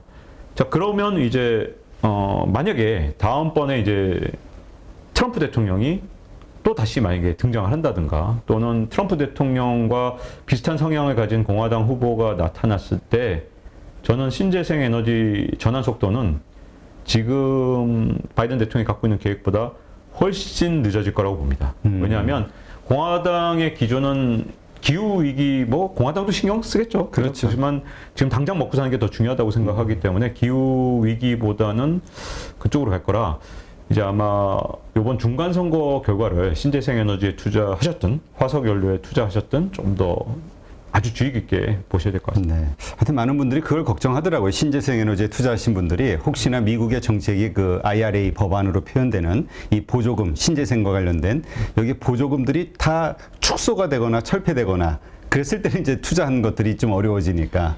아마도 공화당이 장악하면 가능성이 작지 않다고 봅니다. 네. 하여튼 이러한 기대감 때문에 미국에 진출하는 그 우리 한국의 어떤 뭐 하나솔루션 요새 대표적이죠. 거기에 현재 공장을 설치하고 하는 이러한 한국의 그 기업들이 이제 반사이익을 얻지 않겠느냐, 반도체처럼 이렇게 보는 분들도 있지만 어쨌건 지금 상당히 불확실성이 가득 차 있는 상황으로 봐야겠군요. 그렇죠. 제가 보기에는 지금 현재 이게 가끔 너무 자신 있게 이제 보시는 분들이 있는데 한번 이 방향으로 가면 이 전환 속도가 안 바뀐다고 보시는 분이 계시더라고요. 신재생 에너지에 대해서 아주 밝게 보시는 분들이. 근데 여기에 너무 많은 문제가 있습니다. 아까 말씀드린 대로 바이든 대통령의 어떤 레임덕이 오지 않고 계획이 계속된다 하더라도 말씀드렸던 것처럼 그 길목마다 중국이 있거든요. 근데 이게 지금 신재생 에너지 전환을 가속화하다가 다음 차세대 에너지 패권을 중국한테 주는 건 진짜 위험한 일이거든요. 여러분들이 정말 주의 깊게 생각하셔야 되는 게 에너지나 차세대 패권에 달러 패권만큼 중요한 거거든요. 사실 석탄이 영국에 풍부했기 때문에 산업혁명이 영국에서 일어나는데 아주 큰 도움이 됐습니다. 만약에 석탄이 영국에 많지 않았다면 과연 가능했을까 좀 불분명한 부분이 있어요. 근데 그 진짜 소중하던 석탄에서 석유로 바뀌니까 이제 뭐 영국이 여러 가지 패권을 잃어버린 그 이유가 많지만 사실은 세계 최대 산유국 사실 시작은 미국이거든요. 뭐 지금도 세계 최대 산유국이 시일가스로 됐지만 사실은 20세기 초반만 해도 석유가 제대로 나온 나라가 미국밖에 없었던 때가 그렇죠. 있습니다. 중동이 개발되기 전에. 근데 그래서 에너지 패권을 미국이 갖고 오면서 차세대 패권을 지배하기 시작했고 그 다음에 그걸 잃어버릴까봐 1970년대에 사우디하고 또 이렇게 조약까지 맺으면서 에너지 패권을 석유로 딱 잡아가면서 미국의 패권 시대가 계속 유지됐던 겁니다. 에너지 패권이라는 게 진짜 간단치 않아요. 왜냐하면 메타버스고 뭐고 간에 에너지가 있어야 돌리죠. 그렇지. 그런 메타버스든 뭐든 더 이렇게 첨단 제품일수록 더 많은 에너지가 필요합니다. 우리 몸에서 가장 에너지를 많이 쓰는 데가 어딘지 아시죠? 뇌입니다, 뇌. 그러니까 이게 복잡한 연산을 할수록 더 많은 전력이 필요한데 에너지는 아무리 첨단으로 간다고 해서 이게 없이 갈 수는 없거든요. 근데 차세대 에너지를 중국에 넘기면서까지 과연 미국이 신재생 에너지를 추진할 것이냐? 그건 아니겠죠. 그러니까 미국 입장에서는 중국을 대체하는 그 속도와 이걸 조절할 수밖에 없기 때문에 신재생 에너지로의 전환은 어떤 에너지 패권 전쟁하고 맞물리면서 우리가 생각한 것보다 훨씬 더 고차방 정식으로 정말 불가지의 세계로 앞으로 넘어갈 것이다. 다만 이것만 확실하다. 안 넘어가면 우리 인류가 위협받으니까 진짜 그렇죠. 끝이니까 그거는 분명하다. 근데 다만 그 속도는 정말 이제 가속화됐다 느려졌다 하는 것들이 이제 차세대 패권 전쟁의 가장 핵심이기 때문에 엄청난 변수들을 갖고 있다는 겁니다. 네. 하여튼 우리가 지금은 의심해야 되는 여러 우리가 당연하다고 생각되는 것들에 대해서 그런 자세가 좀 필요하지 않을까 싶어요. 네. 말씀하신 대로 인플레이션과 금리, 전쟁, 에너지 정말 네 개 거대한 축, 세계를 지탱하는 어떤 요소들인데 이게 동시에 한꺼번에 다 흔들리는 그래서 이제 자이언트 임팩트라고 표현하셨는데 정말 그 용어가 너무나 당연하다 할 정도로 너무나 급박하게 이 모든 게 터지다 보니까 그래서 투자자들은 밤잠을 못 자고 가끔 그런 분이 계세요. 아니 돈 좀 벌려고 주식을 했는데 내가 왜 밤에 자다가 영국 경제를 걱정하고 왜 우크라이나를 걱정하고 네. 예, 그러니까 우리가 이제 상당히 어려운 변동성 상황에 빠져 있다. 여기에서 어떻게 잘 고민하고 결정해야 되느냐 중요한 시점이네요. 네, 그런 것 같습니다. 네. 네, 오늘 긴 시간, 네, 이 자이언트 임팩트 정말 우리가 거시적으로 뭔가 이 경제 그리고 투자의 환경을 되새겨 볼 만한 그런 주제들을 가지고 아주 말씀을 자세하게 들었는데요. 오늘 이렇게 좋은 인사이트 고맙습니다. 네, 감사합니다. 고맙습니다. 누구나 1시간 안에 200개 종목에서 좋은 종목을 고를 수 있는 그런 능력을 배양할 수 있도록 제가 도와드리려고 그렇게 하고 있습니다.